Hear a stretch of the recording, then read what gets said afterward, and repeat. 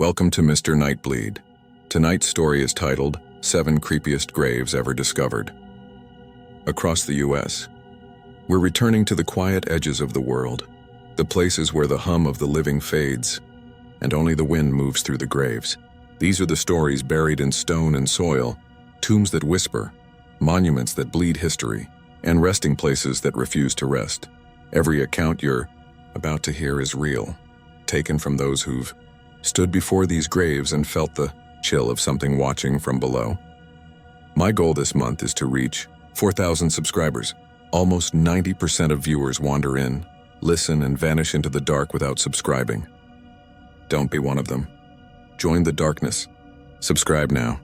Before we begin, tell me in the comments where you're watching from, and what hour of the night it is for you. And if there's a grave or cemetery in your town that truly unsettles you, type its name below. Because when the world sleeps, and the soil settles, some things beneath it do not rest. Kill the lights. Silence the world. Take a slow breath, and let us begin.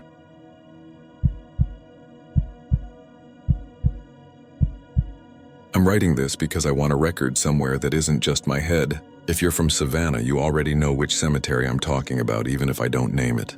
The one with the oak trees like old ribs and Spanish moss that hangs so low you catch it with your shoulders. The river is not far. You can hear boat horns at night if the air is heavy enough. People take ghost tours there. People take wedding photos. It's beautiful in the way a faded photograph is beautiful. Grainy, forgiving, and a little dishonest about what time does to people. I moved back last spring after 6 years up near Atlanta. The plan was to be closer to my parents while I figured out how to live without my daughter. She was 6. That's all I'll say about it. The house I rented was one of those narrow ones with porches stacked like bunk beds, 3 blocks from a square where they hang white lights in the trees year-round. In the mornings, I made coffee and watched the dog walkers. I don't have a dog. I learned the names of other people's.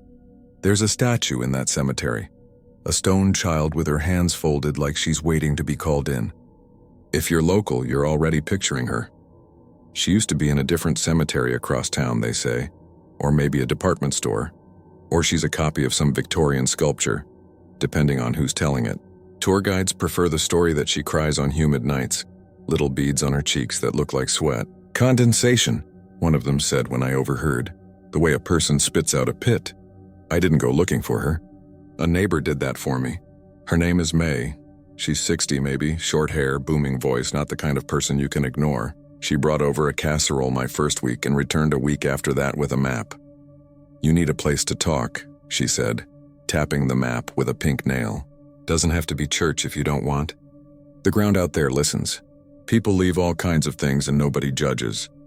"I don't want to make a scene," I said. "You won't," she said. "You'll just walk. If you happen to stop at the little one's grave, you'll see why people stop." The first time I walked out there, the sun was still up. Spanish moss was streaming off branches like gray lace. The tour groups were finishing, a last cluster near the entrance taking pictures of something off to their right.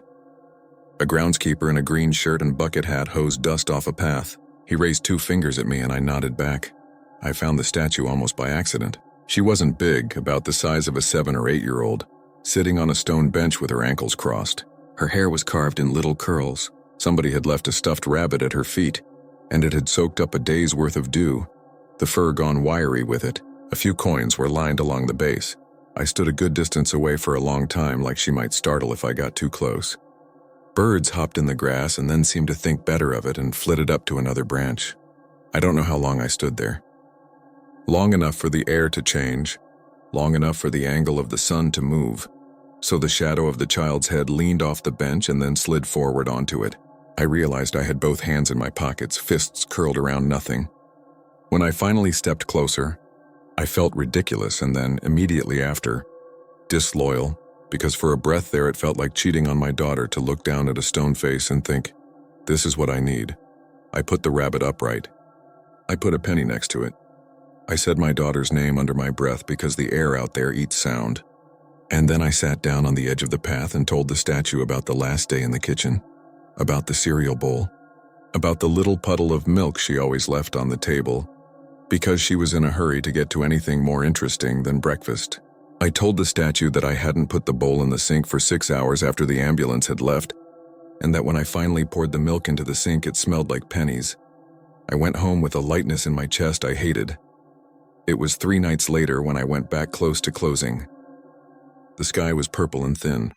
The groundskeeper, the same one in the green shirt and hat, stood at the gate with a ring of keys like a small set of brass knuckles.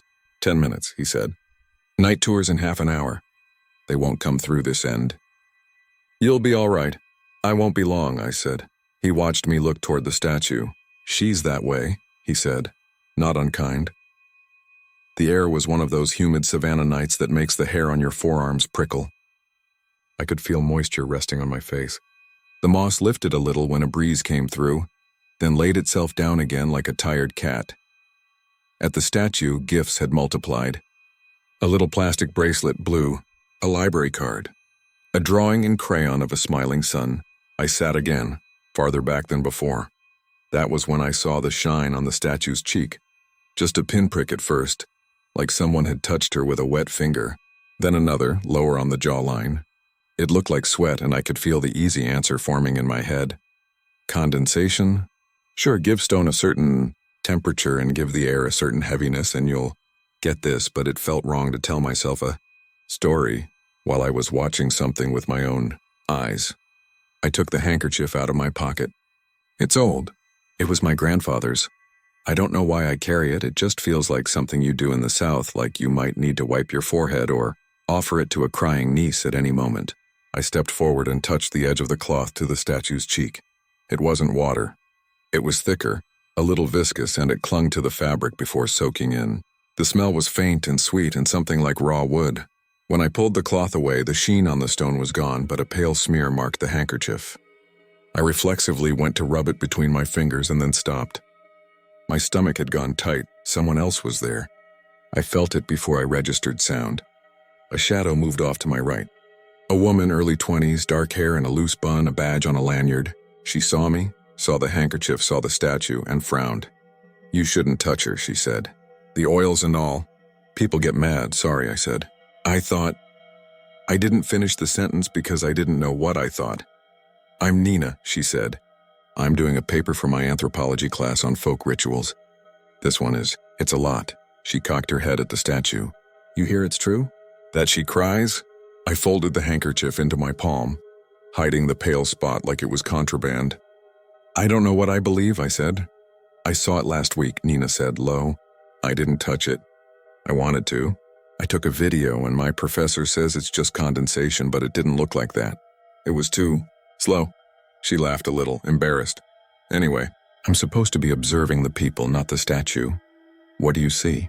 I said grief, she said simply, and bargains. People trying to trade something, coins, candy, memories for the feeling they're going to be okay. We stood for a while. I could hear the groundskeeper's whistle, long and thin, from across the cemetery. Closing time. Nina took a step back. You coming to the gate? She asked. I'll be right there, I said. She hesitated, then nodded and went. I watched the statue for another minute. The hand position was what you notice after you've looked away and looked back. Folded on her lap. Proper. What I remember now is that when I finally turned to go, there was the sound of small footsteps on the gravel path behind me. I didn't turn around. I told myself it was a squirrel. I slept badly. At 2 a.m, I gave up and made coffee and unfolded the handkerchief on the kitchen counter under the light. The pale smear had spread. There was a translucent film along the weave now, dried in a faint pattern like frost. I touched the edge with a fingernail and it flexed like glue. My brother is a physician assistant. He works nights sometimes. I almost called him and then realized how insane that would sound. Instead, I took a photo with my phone. It looked like nothing. In real life, there was a shape to it, a creamy quality that didn't translate to the screen. The next day, I went to the little urgent care down the street, for no good reason other than that I wanted to be around fluorescent lights and white-coated people who believed in words like sample and result. A nurse named Ben recognized me because his older sister went to high school with me. We talked about the heat. When he asked what brought me in, I shook my head. I'm fine, I said. I just thought I might get a tetanus booster. You and half the town, he said. Y'all keep cutting yourselves on antiques. While he was entering my information, I pulled the handkerchief out of my pocket. It had stiffened. This is going to sound strange, I said. If I had, say, an unknown substance on this, could somebody tell me what it was? Just like in general? He raised an eyebrow. If it's something dangerous, you call poison control. If it's drugs, we aren't that kind of clinic. If it's food, he said, fighting a smile, you throw it out.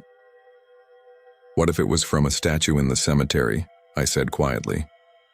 He stopped typing. The clinic felt very bright all of a sudden. You mean the little girl, he said. Something was on her face, I said. I wiped it because I thought... Again, the sentence fell apart in my mouth. Ben looked over his shoulder as if conspirators might climb out of the supply closet. He leaned in slightly. My cousin used to work nights there. He said he'd see. He shook his head like he was erasing his own sentence. Here's what I can do. I can put the corner of that in a sterile vial and ask our lab tech to look at it under a scope when she's bored. She likes puzzles? But I'm not promising anything. And I'm going to tell her I don't know what it is or where it's from. Thank you, I said. My throat felt tight with relief I didn't trust. He cut a triangle from the edge of the handkerchief with medical scissors and sealed it up like it was evidence. I walked home and stared at my phone for the rest of the day like it was an altar that might answer a prayer, if I stared sincerely enough. Around 4, Ben texted. Looks like cells. Not plant. Not bacteria. Not sure. Very fatty. She said words like osteo something. She said marrow? With a question mark. But she also said she could be wrong. Don't freak. Bring the rest if you want a better look. I read the message 3 times. You know how when you bite into a piece of wax fruit as a kid because it looks too perfect, and your mouth expects sweetness and gets crayon instead, and your whole face can't quite understand the betrayal? That was the feeling. My head understood the improbable words, but all my little internal gears said no. There's no way. We don't live in that sort of world. That night I went back to the cemetery with a flashlight even though I didn't need one. The groundskeeper at the gate shrugged. Night tours are on the other side, he said. You know you can come in the daylight. I slept late, I said, and he let me pass. It was quieter than usual. I could hear my own steps in the gravel distinctly. Distant laughter bubbled and died where the tours were. An insect buzzed near my ear and then veered off like it hit a wall. The statue had more gifts around it today. A crocheted heart, a high school ring on a ribbon, a small blue hair clip. I didn't stand back this time. I stepped right up to her and put my face close. I don't know what I thought I'd see. Pores, little apertures. It was stone, and also it wasn't. The surface had a sheen to it like polished bone. I smelled that faint, unwarm sweetness again. My stomach turned. Her folded hands were not where I remembered them. They weren't exactly different, still resting primly on her lap, still at peace. But I had the sensation you get when you come home and your chair is 2 inches to the left. If I had taken a photograph the first day, I wouldn't have anything to compare. I would just have the sense that something had been moved by someone who wanted me to doubt myself. I pulled the handkerchief out because I'm an idiot who touches the stove after he's told not to. Before I could raise it, I felt pressure on my wrist. Gentle, steady, unmistakable pressure like a child's hand saying, wait. I froze. My flashlight slid out of my elbow crook and bumped against my shoe, rocking, the beam rolling along the ground. I didn't move. Couldn't. The pressure relaxed. A breeze came through and brushed my neck. That could have been anything, but the handprint-shaped warmth around my wrist stayed. Okay, I said out loud, because silence is a thing that grows if you let it. I'm sorry. I'm not trying to take from you. I'm just trying to understand. Something like a sigh moved the moss in the tree above us. Far off, a boat horn gave one soft note. I stepped back. Nina's voice made me jump. Don't talk to her like she's a dog, she said. She was standing in the path, hands in her jacket pockets, watching me. She doesn't like that. How would you know what she likes? I said, my tone sharper than I intended, because people tell her what to like all day. Be a memorial. Be a miracle. Be proof of an afterlife. Be Instagram. It's rude. She came closer, studying the statue. Do you see it? What? I asked, even though part of me already knew. She's bigger, Nina said. Only a little. Her feet don't tuck under the bench as much as they did in the old photos. She pulled out her phone and swiped, then held up an image from a year ago. The angle was different and the lighting was different, and all of that meant nothing to the animal part of my brain that whispered, yes, yes, yes. How would that even happen? I asked. Nina shot me a look I was too old for. You're the one who talks to her. We stood a long time. I wanted to tell her about the lab result and the words in Ben's text, but it felt like a secret I wasn't allowed to spend yet. It also felt like saying it out loud would change what it meant, would push it into a category, urban legend, delusion that couldn't hold the visible, physical fact of the dampness I had touched. Do you think she takes from people? I said finally. From what they bring her? Nina shook her head. Not from things, she said. From the space around them, from the weather inside them. She shivered theatrically. Do you ever notice how some people carry a storm when they walk into a room? Like the barometer drops? That. I thought of how I felt when I left the first day, light and guilty. I thought of how my daughter's cereal bowl had glowed under the kitchen light, the milk making a ring I refused to wipe until it turned sticky. I thought, if I was giving something up to that stone child, I had been grateful to do it. I went back every other night for a week. I brought nothing. I told stories instead. I told about the second-grade teacher with the loud laugh who had cut my daughter's sandwich into stars. I told about the way my daughter would tuck a napkin into the collar of her shirt crookedly and be very serious about sitting up straight. One night I told the statue I was angry, and that was the only night I walked home feeling sick and mean. In the morning, the photograph of my daughter in the hall looked wrong, as if her eyes had slid a little to one side in the frame. On Friday, May knocked on my door with a Tupperware container and, without asking, pushed past me into the kitchen. You look thin, she said. Are you eating? She set the container on the counter. Chicken salad. Don't pretend you don't like grapes in it, I tried to smile. It probably looked like a cramp. May, I said. If someone told you a statue, stop, she said, and pointed at me with her whole hand. You're too far out on your porch. Come back inside a minute, her voice softened. Do you feel better going? Yes, I said truthfully. Do you feel worse after? Sometimes, I said. But sometimes you feel lighter, she said. I hate that part, I said. That's because you think lighter means losing your girl. May said. It doesn't. It means carrying her in a bag you can lift instead of a box with bricks. She glanced past me at the counter. Her eyes snagged on the handkerchief like a fish on a hook. She went very still. What is that? A test, I said. She looked at me the way you do at a child about to run into the street. You don't test it, she said. You let it be a mystery. Otherwise it makes you pay tuition. It was a strange sentence. I didn't understand it fully until later. On Saturday there was a storm. Horizontal rain in the afternoon. Then a calm after that felt like someone had taken a lid off the sky. The air smelled like tin. The night tours canceled. The gate stood unlit. The groundskeeper's little booth was empty, but the gate itself wasn't locked. I could tell you I hesitated and went home. I could tell you I waited until morning like a reasonable person. I didn't. I went through and down the path, the beam of my flashlight useful for once. The moss was soaked and longer, brushing my head like 1,000 hands. Every footstep sounded criminal. As I neared the statue, I heard the light tap of running. Child-sized, pattering. I swung the light and saw nothing. The tap came again, directly behind me, and when I spun, the light slid over the bench, the coins, the little gifts shining slick with rain. The statue's cheeks gleamed wetly. I don't know why I said her name. Not the statue's, my daughter's. It fell out of me like a coin hitting a glass jar. The wet on the cheeks thickened and then slowed, beating along the angle of the jaw the way honey issues from a cut in the comb.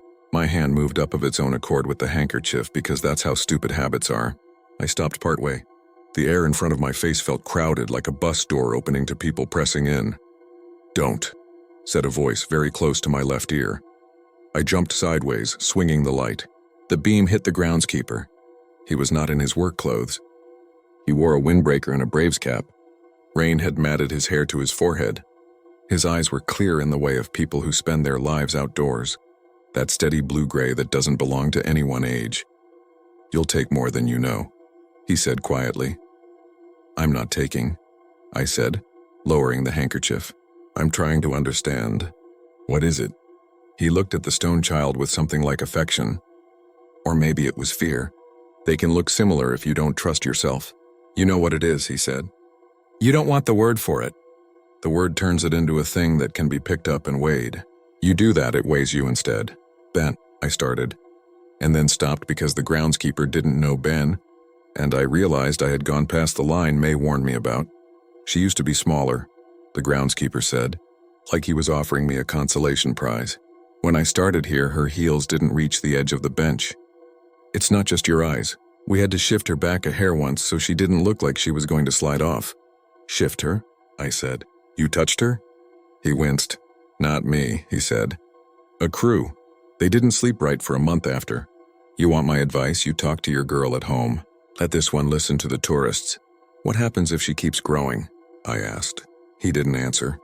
He didn't have to. The rain started again in a light, insistent way. The statue's cheeks filmed over and then streaked, and it should have been rain. It should have been that simple. The smell that rose was that faint sweetness again, and a little metallic underneath, like a new key you've kept in your pocket. I put the handkerchief away. I stood with the groundskeeper in the wet and listened. I could hear the tiny footsteps again, not on the gravel path, but on the stone itself, like little taps inside the bench. You hear that? I whispered. He nodded without looking at me. Every storm, he said. When the air is heavy with people. I've seen folks standing out here in the worst of it, soaked and laughing like they got caught in church in their pajamas. Emptying themselves. She gets tall on nights like this. Is it bad? I asked, hating how small I sounded. It just is, he said. Like the river. You decide where you stand. We left together. He locked the gate behind us this time. I didn't go for 3 days. I tried to stay in the normal world. I went to the grocery store and bought high-fiber cereal I didn't eat. I took a long walk around the square and sat on a bench and didn't look at my phone, and did not go to the place where the wind comes through the trees like someone whispering my name. At night, I lay in bed and listened for child-sized footsteps and told myself it was the house settling. Once I got up and went to the kitchen and found a faint dusting of white on the counter under the cabinet, where I keep the good glasses. I wiped it with my hand and it clung to my skin in a way flour doesn't. When I smelled it, I didn't smell anything. I still washed my hands twice. On the 4th day, I found a blue hair clip on my doormat. It was the same shade as the one I'd seen tied to a ribbon at the statue. I picked it up and put it on the hall table and told myself lots of little girls in town had blue hair clips. And lots of them lost them. And sometimes the wind carried things. And sometimes neighbors picked up garbage and set it aside. And sometimes, at this point I know you want me to say I went back there and saw the statue turn its head and look right at me and open its mouth and say my name in my daughter's voice. That would be a cleaner story. It almost happened that way. I did go back. It was late again because I don't learn well. Nina was there before me, sitting cross-legged on the ground with a notebook. She looked up and smiled in that distracted way people do when they are talking to someone else in their head. I think I figured it out, she said without preamble. It's an economy. An economy, I echoed. People bring grief, she said, tapping her pen against her notepad. She takes surplus. In return, they leave lighter, not empty. Just less likely to fall through the floor when they step. That's why the gifts don't matter. They're just how people mark the transaction. And the growth, I said. The tears. Interest, she said. On the loan. You make it sound harmless, I said with more irritation than she deserved. I make it sound familiar, she said. There are all kinds of things in this town that live off what we bring. Bars do, churches do, museums do, families do. She just doesn't pretend to be anything else, I wanted to argue. I wanted to say that turning grief into a product you can deposit and withdraw is an obscenity. I wanted to say that if something in this world can grow from what we feel, we ought to starve it because feeding it is a surrender. I wanted to take the blue hair clip from my hall table and hurl it, and watch it bounce off stone and see nothing happen. I did none of those things.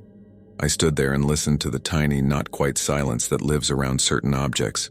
Tell me about your girl, Nina said gently. I told her about the cereal bowl again, because that is where my mind goes when I try to walk the last day. I told her about the yes-no book my daughter used to draw in, the way she would label pages with questions like, "Are daddies allowed to cry?" and then make 2 boxes underneath for check marks.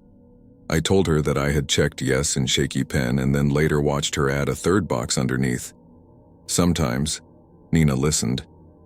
When I finished, she put her hand flat on the stone bench, a respectful distance from the statue's leg. You can have both, she said. And I thought for a dizzy second she meant my daughter and my life, and then I understood she meant whatever the statue gave and whatever I needed to hold. A shadow passed over us. For a moment I thought cloud, but the air was clear. The moss above us stirred without a breeze. The statue's head tilted barely. Not a full turn. Not a theatrically creepy rotation. A small shift.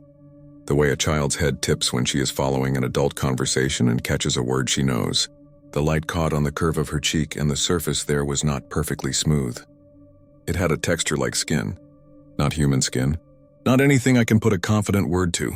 But not stone. I took a step backward. "Nina," I said, and her name came out like I was warning her about traffic. She stood slowly. Her face had changed, not with fear, but with a sort of solemn satisfaction that made me want to shake her. "You wanted it to be dramatic," she whispered. "It's not. That's what makes it worse." The statue's head moved the tiniest bit more. The mouth, which had always been a carved suggestion, softened at the corners the way stone doesn't. If you've ever watched ice melt just enough for a hard shape to slouch, you know the feeling. I said my daughter's name in my head. I felt the warm handprint circle on my wrist tighten. Just once, the pressure of a small hand saying wait, or maybe stay, or maybe both. "I should go," I said to no one in particular. "Do you want me to walk with you?" Nina asked. "Yes," I said. We left the statue in her small, wrong stillness and walked back toward the gate. The groundskeeper stood there, hands in his pockets, watching us. He gave one small nod as if he'd been waiting to see if we'd make the right choice, and if the right choice was just leaving. At home that night, I took the blue hair clip from the hall table and set it on the kitchen counter. I took a bowl from the cabinet and poured cereal into it, and then poured milk and set it at the place my daughter used to use. And I sat across from it and tried not to apologize to the empty air for how long the living go on. When I finally washed the bowl, I left a ring of milk on the table on purpose. I left it until morning. When I wiped it with a dishcloth, the spot had dried glossy and faintly white, and it clung a little to the cloth before it let go. I have not brought anything to the statue since. I still go. Maybe that's its own offering. Sometimes I sit on a different bench and watch people come with gifts. Daisies, quarters, a plastic tiara, and I watch them go away lighter.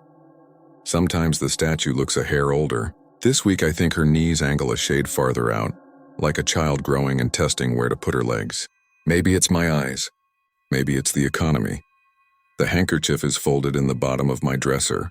The pale stiff place on it hasn't faded. If I hold it up to the light, it looks like frost on a window. If I press it between my palms, I feel the world tilt a degree toward a story I don't want, and also can't stop telling. May still visits. She never mentions the cemetery, but sometimes she pauses in my hall and looks at the wall where the photograph hangs and says, "She keeps her eyes right on you, doesn't she?" And I nod and we go into the kitchen and talk about tomatoes. Ben texts me sometimes about normal things. High school football, the new coffee place, like he is keeping me tethered to a dock.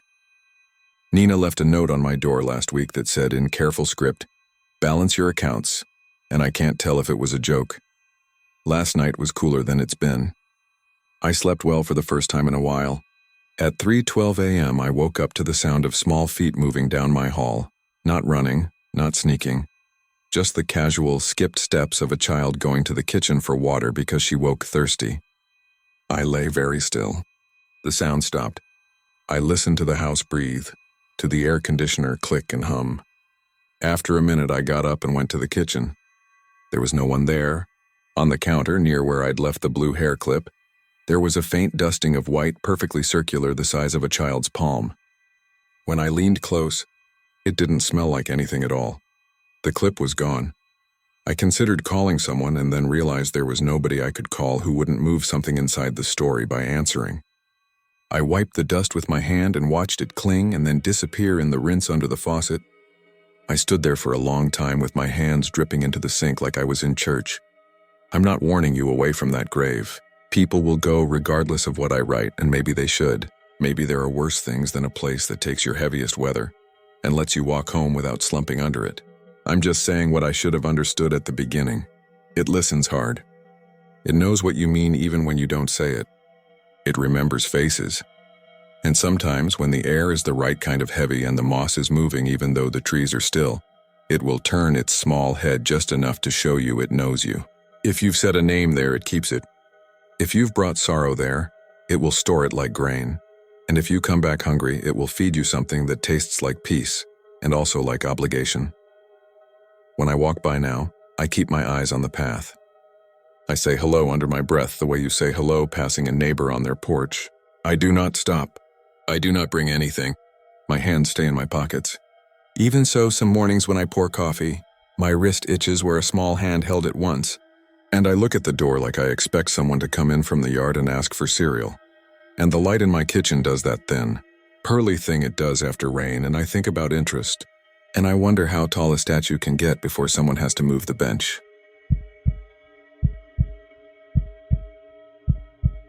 I know how this is going to sound, and I know the internet has heard 100 tombstone stories told by people who have never spent more than 48 hours there. I'm not one of them. I grew up 2 hours south in Sierra Vista, and I've been going to Tombstone since I was a kid. Field trips to the birdcage, walking the planks of Allen Street, getting lemonades at the place where they pour so much sugar it hurts your teeth. When I say I know the town, I don't mean I know the gimmicks. I mean I've stayed late when the shops close and the day tourists are gone. I mean I've seen who locks up and who drinks after and where the reenactors keep their boots. This happened last spring, late April. That matters, because Tombstone gets weird in the shoulder seasons. The heat hasn't settled yet. The nights still get cold and the wind shoots straight down through the gulch like it's trying to sweep the boardwalks clean. Sound carries in a way that makes you second-guess the direction it came from. You hear spurs when there's no one walking. You hear doors when you're looking straight at them shut. I went because my sister Mara needed a reset. She'd left a bad relationship in Phoenix and she had that hollow look like she hadn't slept in a long time. I told her we'd do the cheesy stuff, the gunfight show, the hokey ghost tour, and if we could laugh at anything together for a few hours, that'd be a win. We checked into a small place off Fremont, the kind that gives you an actual key on a plastic diamond instead of a card. The owner, a woman named Nan with dessert tough hands and a voice like gravel, told us she locked the front at 9 and if we were out later, we had to knock hard because she didn't hear well. Everything closes early, she said, and the stuff that doesn't is better ignored. She smiled when she said it, so I smiled back. But there was something in the way she kept her eyes on Mara for a beat too long, like she was checking her for cracks. We did the town. We watched the staged fight at the OK Corral. We had chili and bread bowls. People turned their faces up into the sun like flowers. You can spend a whole afternoon thinking Tombstone is all about the past performed, until you turn your head and catch something that isn't performing at all. A local's expression when a joke lands wrong. A sign that says private in a tone you can hear even on paper. The way the wind finds the grains in the wood and sings through them. We ended up at Boot Hill Graveyard just before it closed. If you don't know it, it's a little slope with a lot of wooden markers, most of the famous ones faked up for the tourists or replaced. The dirt is crunchy with broken gravel. People wander up there with cameras and read the markers out loud like punchlines. We were drifting along the back edge when a guy about my age drifted into our orbit. He had that brand of confidence that comes from a phone on a gimbal. You've seen it. He was narrating softly to his camera like the graveyard was a guest on his channel. This is Boot Hill, guys. Not the real Boot Hill. Well, it is, but most of the bones got moved. Legends, fakes, and one certified piece of nightmare fuel, which we will be looking at in a second. He turned his lens toward us and did that micro-nod influencers do to let you know you're in the shot. Mara pulled her hoodie up and turned away, and the guy caught it and pivoted, keeping his hype. He was good, in a slick way that made you think he believed his own patter. When he saw me looking, he grinned. You local? He asked. Used to be, I said. Now I just know where the bathrooms are. Then you know about the coffin, he said, lowering his voice like he was confiding. The one they chained up. The coffin that refused the earth, I frowned. Because I actually didn't. I knew stories, the spook show in the birdcage basement, the phony pamphlets they sell about mummified outlaws. But a chained coffin? I would have remembered that. He must have read it on my face because he lit up. No? Man, you are in for a treat. It's not technically in the graveyard. It's on a private lot just past the fence. You can see it from the overlook if you know where to look. 132 years and counting. Mara tugged my sleeve. Let's go back, she said softly. I'm cold. 2 minutes, the guy said. I'm shooting anyway. I'll show you. You can say you saw it before it goes viral. He shepherded us to the far edge where the ground drops off toward a dry wash. You can look across that shallow ravine and see a junky piece of fenced land. Rusted equipment, busted pallets. a tiny shack with a tar paper roof. I always assumed it was someone's equipment yard. The guy pointed near the shack to something that looked like a low wooden box on sawhorses. It was shaded by mesquites that had grown around it like hands cupped over a secret. "You see it?" he asked, and that's it. That's the coffin. They chained it up there in 1893. Whole story in the archives. Guy named Eliseo Baca, a ranch hand who killed 3 miners on a whiskey rampage. They hanged him, but he didn't take. Body wouldn't decay. Kept sweating, hair kept growing. They buried him twice and the ground spit him back. So they chained him above and let the wind keep him. I laughed because he delivered it like a campfire tale. He gave me a look like I was missing the point. "I'm not saying I believe it," he said. "I'm saying it's a good thumbnail." He finished his piece to camera. A clean paragraph about cursed ground, then shut off the gimbal. Up close, he looked just tired enough to be real. He introduced himself. Vic. His cameraman, who had been hanging back chewing sunflower seeds, gave a little wave. Owen. We shook hands. Vic asked our names but only repeated mine, like he wanted to use it again on camera later. I don't know why we kept talking. Part of it was the hour. The graveyard emptied. The volunteer in the little booth called Last Call on Souvenirs, the wind came up. There's a kind of fellowship among the last few people lingering in a place like that. It's like you've decided together to let the night have you for 10 extra minutes. Vic said he was staying at a motel in Benson and didn't want to drive back yet. He asked if we'd grab a drink, talk local stories. I hesitated because my sister's shoulders had crept up near her ears, but she surprised me. She said yes. We ended up at Big Nose Kate's because of course we did. It was half full, a cover band doing soft 70s in the corner.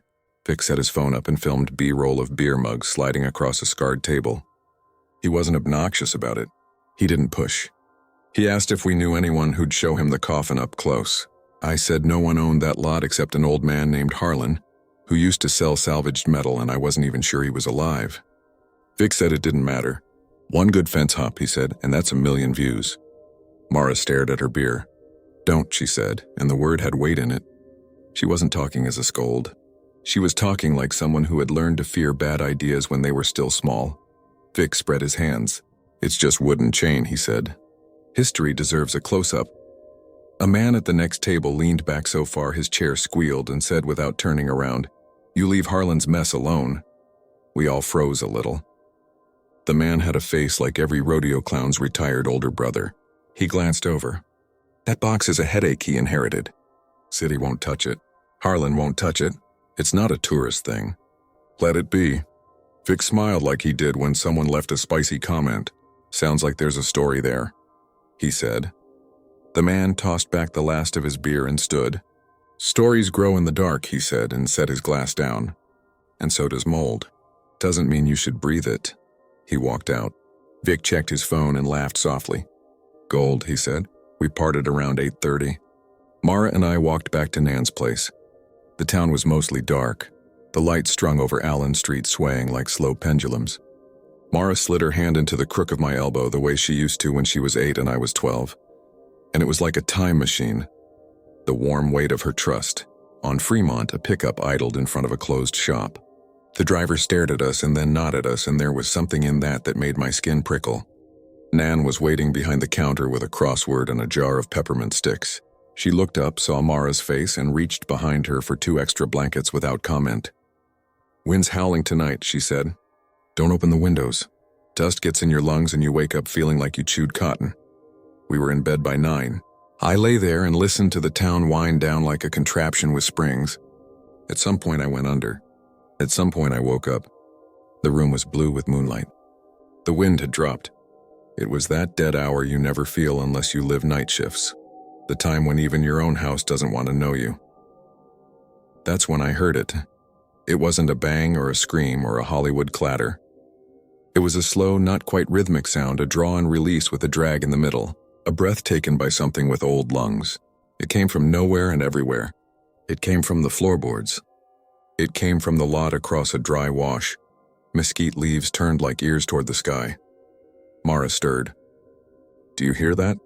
She whispered as if the sound was inside the room with us and she didn't want to startle it. "I do," I said, though I didn't want to. We lay there another minute. The sound faded. In its place, I heard soft steps on the boardwalk outside, and then a whisper, then a short stifled laugh, the click whine of a cheap tripod, the tiny celebratory beep of a phone starting to record. I was up and pulling jeans on before my brain caught up. Mara sat up and said my name like a question. I said stay because I am a brother and a fool. She pulled her hoodie on and followed me anyway. The front door was locked. I knocked hard until Nan shuffled out in her slippers. She didn't ask. She saw my face and Mara's hood and the tightness in both of us and said, "You hear it?" We didn't answer. She flipped the deadbolt and said, "I'm calling Frank," and reached for the old rotary phone behind the counter like this had happened before, and there was a procedure. We stepped into the night. The wind had sat down.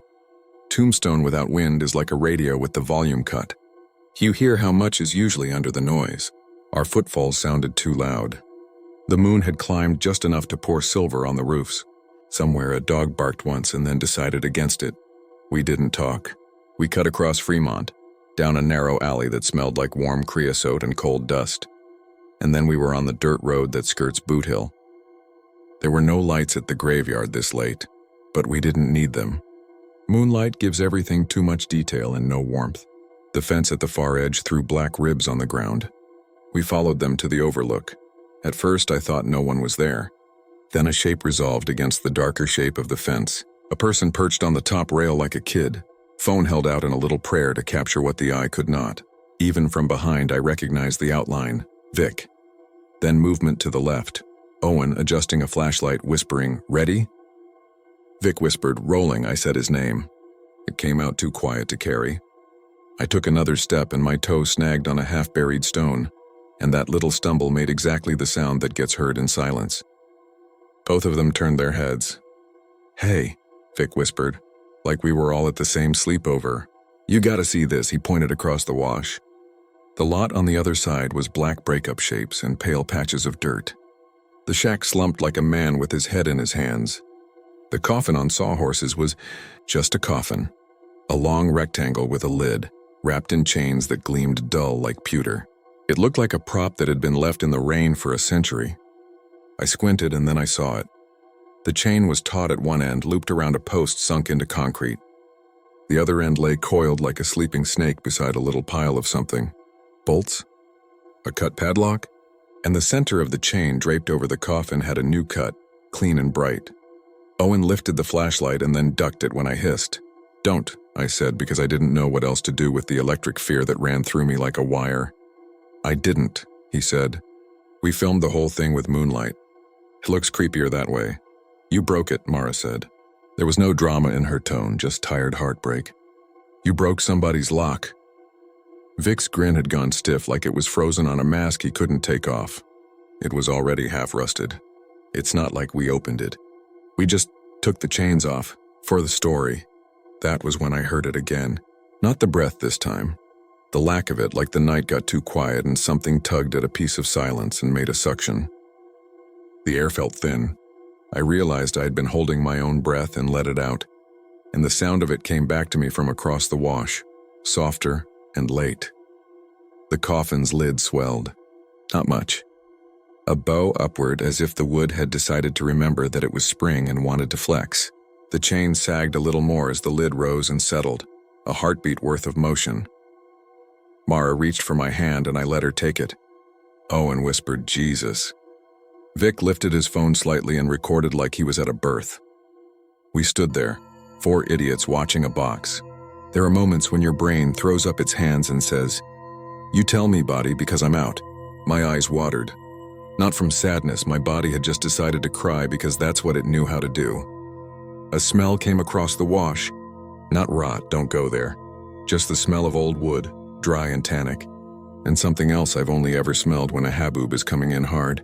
The taste of wind that hasn't arrived yet.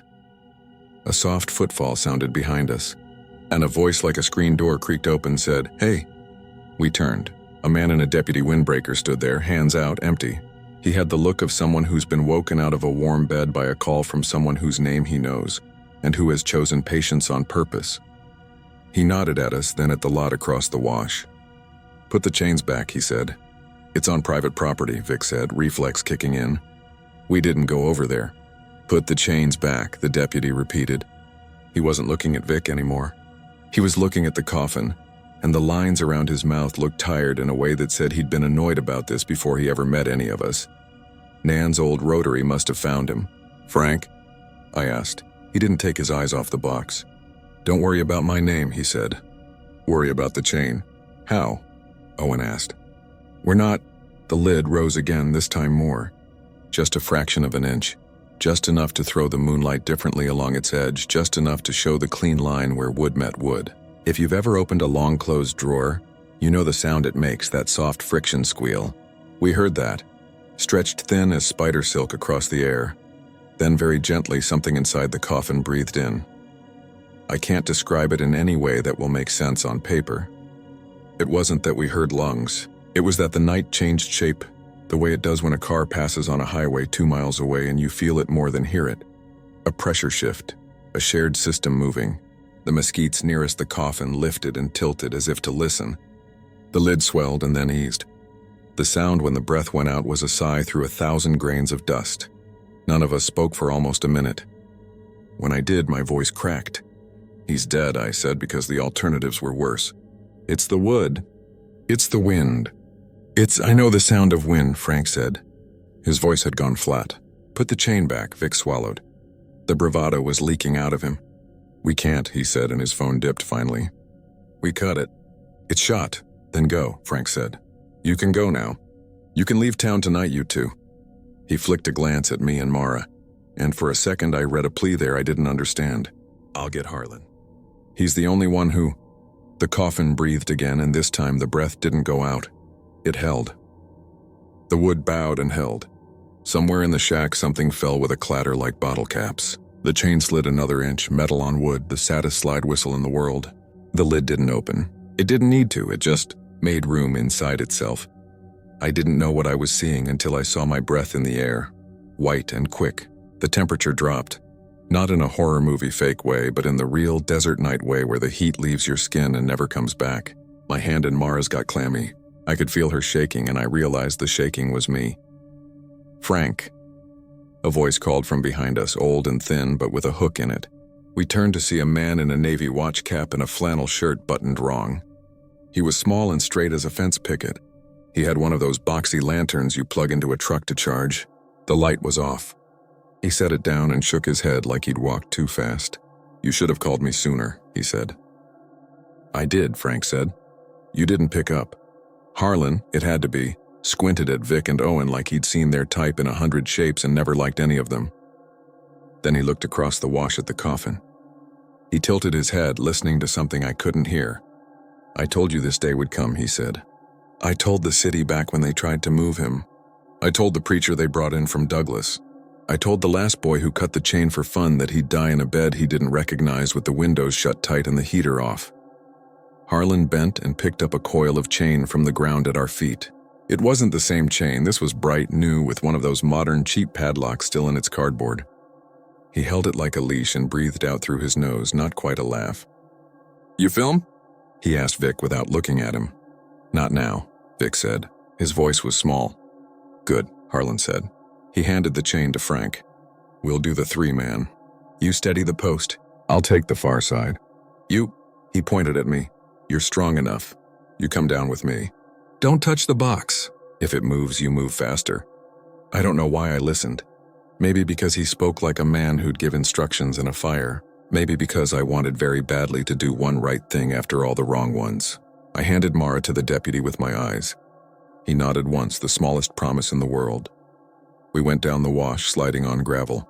The smell of old wood got stronger. Up close, the coffin wasn't fancy. Maybe it had been once, but time had planned it down to a smooth, colorless thing, with only a suggestion of handles. The chains had left their mark, a low groove around the middle like a belt worn too long. The sawhorses had been replaced more than once, fresh 2x4s against ancient wood. The lid neither lifted nor settled.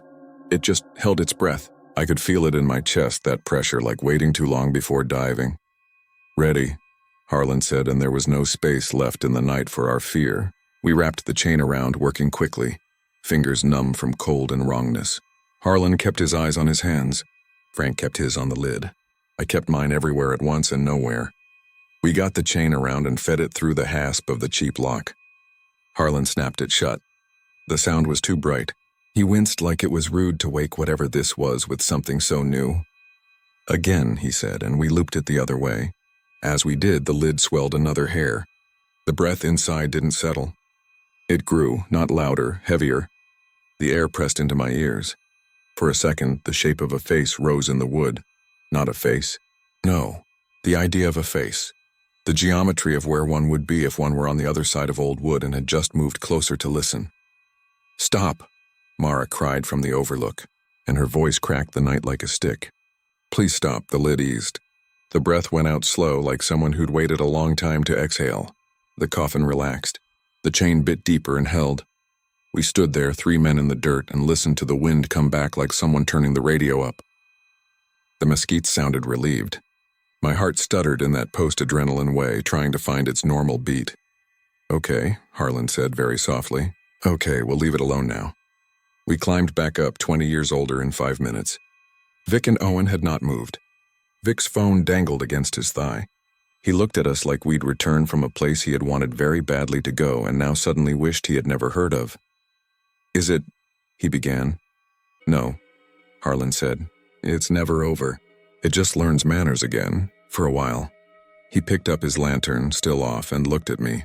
"You have people?" he asked. It was a strange question to ask a stranger, but I understood it. "Do you have someone who will check that you're breathing in the morning?" "Yes," I said, and put my arm around my sister and felt the damp cotton of her hoodie and the warmth of her back where the wind hadn't got yet. "I do," Harlan nodded. "Then go," he said. "Sleep somewhere with old walls." We walked in silence back through town. Nan had the door open and the chain off. She took one look and pushed steaming mugs of something into our hands. It was peppermint tea, too strong. We sat in the lobby like kids come in from a storm. Frank stood for a while with his hands in his pockets, then called someone on his cell and spoke in a low voice about again and double it and keep the boys away. And I realized the boys didn't mean teenagers. It meant the reenactors with their prop keys, the local men who hadn't let the past rest even when it begged, because nothing makes a man feel bigger than holding the lid down on something that scares his neighbors. We slept a little before dawn, if you can call it sleep. I dreamt I was under a plank and the sky was heavy enough to bend wood. When I got up for water, I found Nan sitting in the hallway with a book she wasn't looking at. She patted my arm as I passed like I was 8 again, and she'd watched me grow up. We left right after breakfast. Vic and Owen were already gone. Nan said they'd checked out around 6 without speaking. "They didn't film you," she said, and I didn't ask how she knew. "They won't use any of it. He knows how to edit." On the drive home, Mara watched the desert slide past in a blur of academic-looking names on signs and nowhere towns, with rusting cars posing like yard art. She didn't say anything for a long time. Then she said, "Do you think it was breathing?" "I know it was," I said. "I just don't know what that means." She nodded like that was a fair answer. We didn't talk about it again until a week later, when Mara woke up at 3 a.m. in my guest room and came down the hall and knocked on my door like a small sound. I got up thinking she'd had a nightmare. She stood there with both hands pressed flat against her chest above her heart, as if she were holding something still inside. Her eyes were wet and wide. "I was asleep," she said, too calm, and then I was awake because the room took a breath. Like before. Not loud, just the shape of it. "It's not in the house, but the house knows." "Do you know what I mean?" I did. Because I had felt it too. Not once, but twice since we got back, that slight drawing in of the world. The pause before a gust that didn't come. You know how you think of someone you haven't thought of in a year, and then you see their name twice in one day? It felt like that. Attention turning toward us from something that had once hung by the neck and never quite committed to the whole act. I told her we'd be okay. I believed it as I said it and disbelieved it in the same breath. I didn't want to feed the story. You know how it is. The more you tell it, the hungrier it gets. 2 months later, I saw a clip from some regional news station on my feed. An influencer from Phoenix had gone missing. Last seen filming near Douglas. Selfie stick in the background of someone's boomerang at a rest stop. The piece used footage from his channel to fill it out. A cut of him at an abandoned motel. An animated thumbnail of a red circle around nothing. It was Vic. They didn't say his name in the clip, they blurred it, but I knew. I recognized the clean lines of his hook, the way he turned his body toward the camera and the world at the same time. I scrolled down to his channel. A week's worth of videos scheduled, then nothing. The top comment under the last one was a timestamp and the words, "Does anyone else hear that?" And a long thread of people arguing over wind. A week after that, Mara moved into a small place with south windows that looked over a stand of Palo Verdes. She sleeps with earplugs now, not because she's afraid of sound, because she can feel the breath in the silence. I haven't gone back to Tombstone. I tell myself it's because life is busy and the road is long. The truth is, I don't want to be in a place where people have decided that the best fix for a problem is to put it in a box and ask the wind to do the rest. If you go, and you will, because people always go to the places that don't want them. Don't ask about the coffin at the bar. Don't try to find the lot with the sawhorses and the mesquites. If you stumble on it by accident, if your eye catches the wrong angle and the chain snags the moonlight like a thread through a needle, keep walking. The worst thing you can do to something that knows your attention is feed it more. Look at the names carved into the wood. Let the past have its stage. Tip your servers. Drink the lemonade. Leave before the wind stops. Because here's the part I haven't said yet. The piece that keeps me company when the night decides to inhale. When we were looping the chain, when the lid was bowed and the breath was held and the world was smaller around us than it had ever been, I heard something beneath the wood. Not a word, but the shape of a word. A dry voice making syllables out of pressure and grain. It wasn't help. It wasn't let me out. It sounded like a man testing his own name to see if it still fit. And the worst part was the way he made the H in that name. Like clearing dust from his throat. It was the sound a man makes when he is practicing being alive again. A coffin that refused the earth is a story towns tell to keep tourists out of the back lot. A chain is a thing you break for a video because it looks cool when metal clatters onto old wood. A breath is just air reshaped by want. And yet, there are nights now when I wake and the house around me is holding absolutely still and I know the silence is not mine. I picture a shack on a scrap of land where the wind can find it. A coffin riding its sawhorses like a boat at anchor. The chain snug, the lid flat, the wood listening. I don't know if he's dead, because dead is a definition people made up to avoid asking follow-up questions. I don't know if the hanging stopped his heart or just taught it the trick of patience. I only know the first time the coffin took a full, unbroken breath in 132 years. A boy with a camera smiled and then forgot how.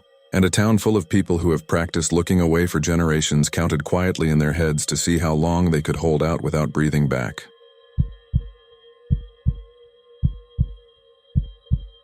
I'm not writing this to get famous or pitch a podcast. I'm writing it because I can't sleep, and the worst part is, it's quiet when I'm typing, but I still keep checking the hallway like I'm going to see someone there, swaying a little, mouth open, humming. If you're from New Orleans, you know how sounds get trapped in the city like heat, calliope music in the fog, streetcars whining across St. Charles, rain bouncing off balconies, drunk singing that's cheerful until it isn't. This story is about a different kind of sound. It's about a mausoleum that sings when the weather turns, and a voice that didn't stop when the storm did. This happened last fall, late October into November. I was 29, working part-time at a coffee shop in the Garden District and doing video editing gigs off Craigslist. I'd moved here from Baton Rouge after college, because I wanted to be in a place that felt alive. My roommate Maya is a photographer. Weddings, senior portraits, the occasional moody cemetery shoot for teenagers in black dresses who want something dramatic. We share a shotgun house on a side street off Magazine. The place leans and the floors ripple, but the porch is good, and the neighbors are the sort that wave from the steps when you get home late. The third person you need to know is Mr. Broussard. He works as a groundskeeper at St. Amélie Cemetery, a smaller, mostly local cemetery tucked behind an old convent. It's not one of the big tourist ones with guides and brochures. St. Amelie's is flatter, quieter, and it feels like the city forgot it but still keeps cutting the grass. Maya met him during a photo job and introduced me because he said he had a weird story the internet might like. He's in his 60s, always wears a blue cap, talks slow without trying to sound spooky, the kind of guy you trust immediately. The first time we went to St. Amelie's, it was clear afternoon light and cicadas. The tombs were the usual New Orleans style, Above ground vaults in rows, gaps where the paths formed a grid. There's a big oak in back with beads tangled in it from some long ago parade. What you notice out there is the air moves different between the walls, like a little wind with nowhere to go. Mr. Broussard told us about broken locks, worn angels, sunken steps. Then he told us about the crypt that sings. It's that one, he said, pointing with a ring of keys at a whitewashed mausoleum near the far corner, built up like a little house with a narrow door and a cross on top. People came around the last hurricane, took videos. You can ask me where it's coming from. I'll tell you from inside. I could see right away why people fixated on it. The building had no name across it, just a number, A17 stenciled in faded black paint. The door was cast iron, filigreed into vines with a mesh behind it. The lock was new and bright. On the wall to the right, someone had carved a small cross and a date, 1905.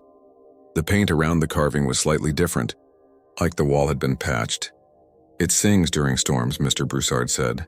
Not yelling, not crying. It's like the radio's left on in the house and you're outside hearing it through the door. People call it the lullaby. I can't tell you what song it is. It's a tune like you would hum to a baby, or to yourself if you were tired. It doesn't matter where you stand.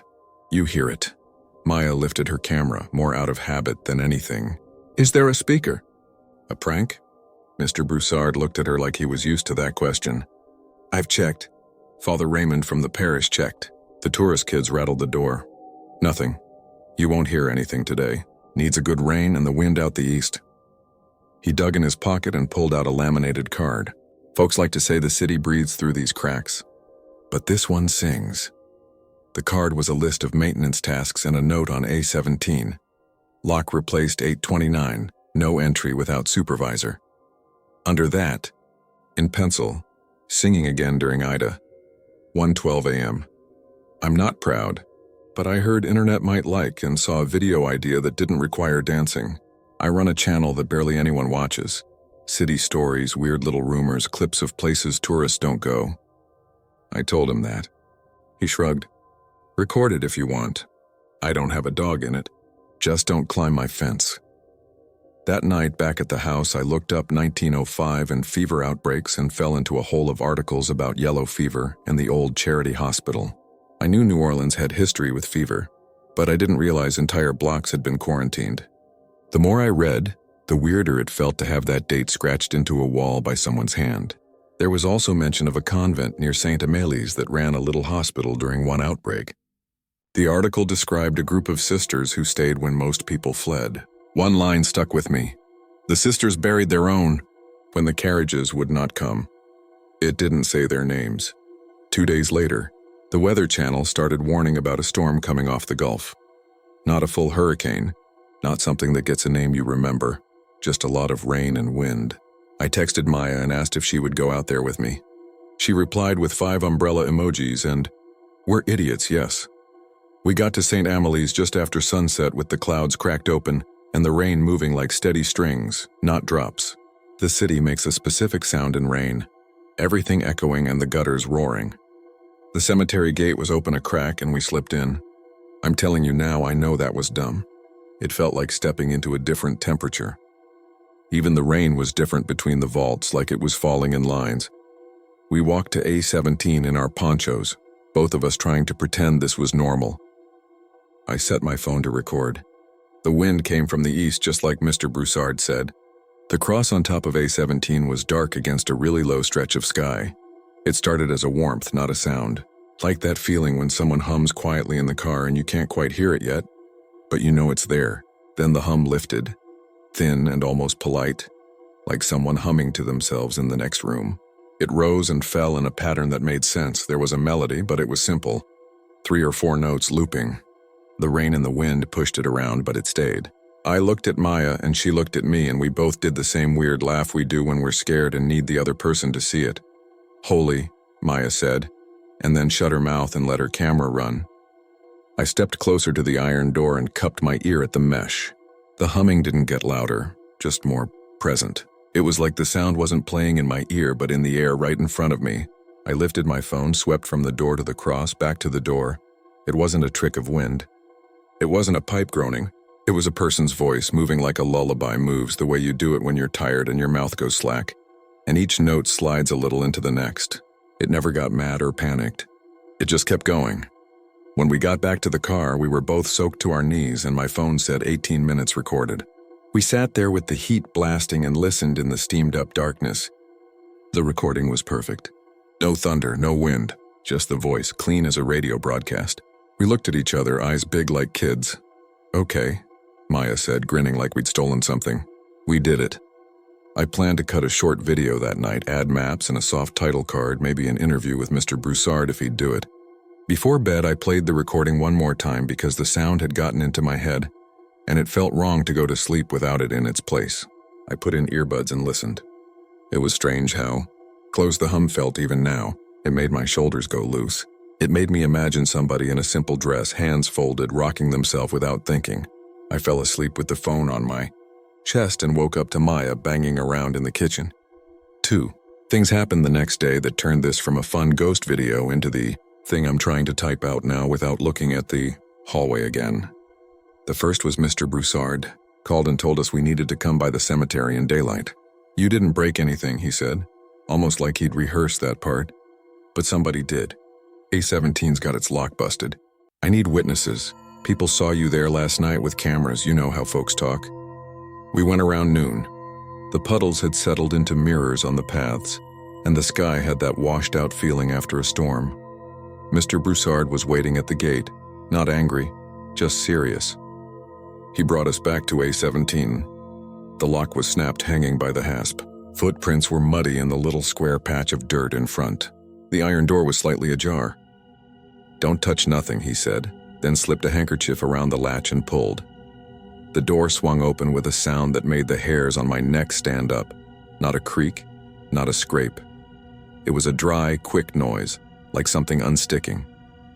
Inside it was cooler and it smelled like old flowers and stone dust. There were 2 rows of vaults, one on each side, built into the walls, sealed with stone slabs.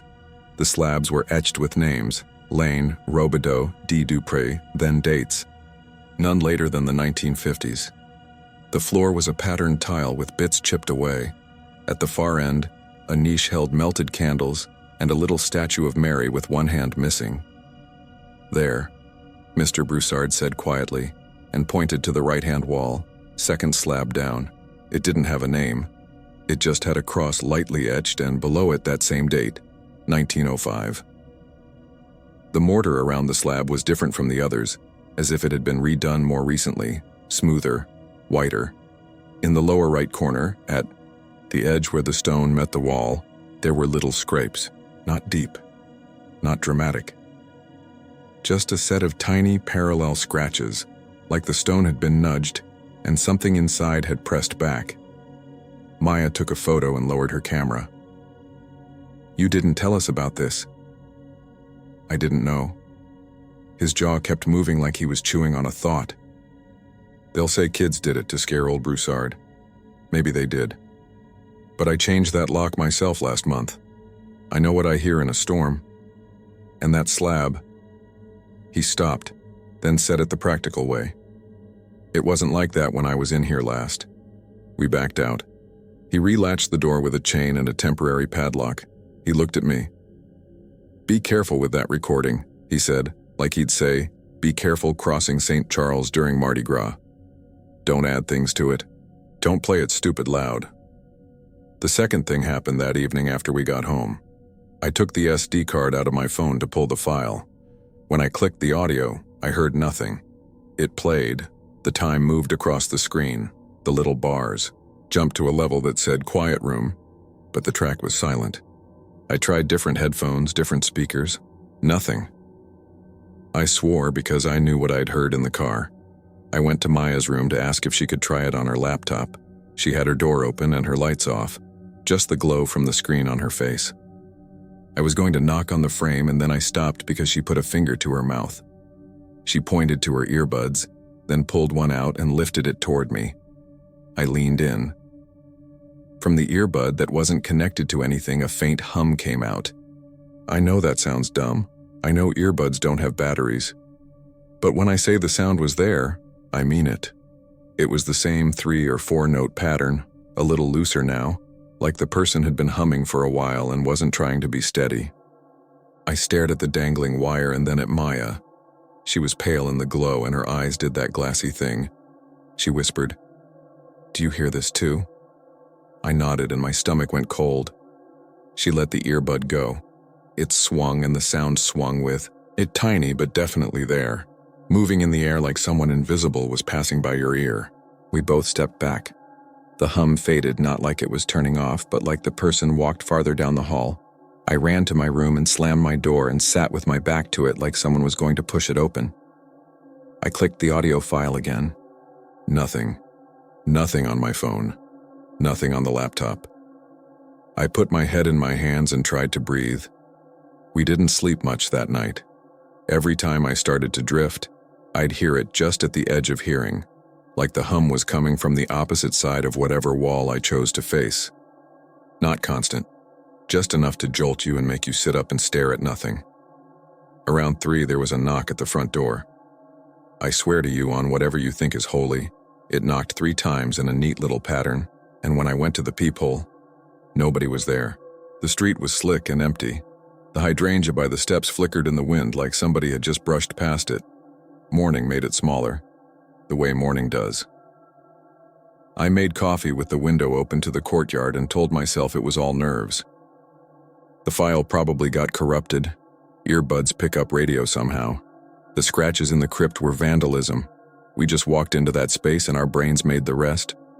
Maya padded in wearing a big hoodie, looking like she'd done a shift on an ambulance. "We need to find out who's in that slab," she said. I told her we didn't need to do anything, we needed to work and not get fired. But the idea dug in. Maybe it felt safer to put a name to it than sit around listening for something we couldn't place. That afternoon, we went to the Archdiocese archives. If you've never been, picture a quiet building full of cool air and cardboard boxes and a volunteer who looks like he can find anything because he has a spreadsheet in his head. The volunteer's name was Dennis, with 1 N, he told us. We told him we were interested in records from St. Amelie's and the convent next to it, around 1905. He didn't ask why, just nodded, and 10 minutes later came back with a ledger and a box of brittle papers. The ledger was handwritten, neat, cursive, lists of names and dates and what read like assignments. Sister Julienne, laundry, Sister Cécile, kitchen, Sister Thérèse, sick room, and so on.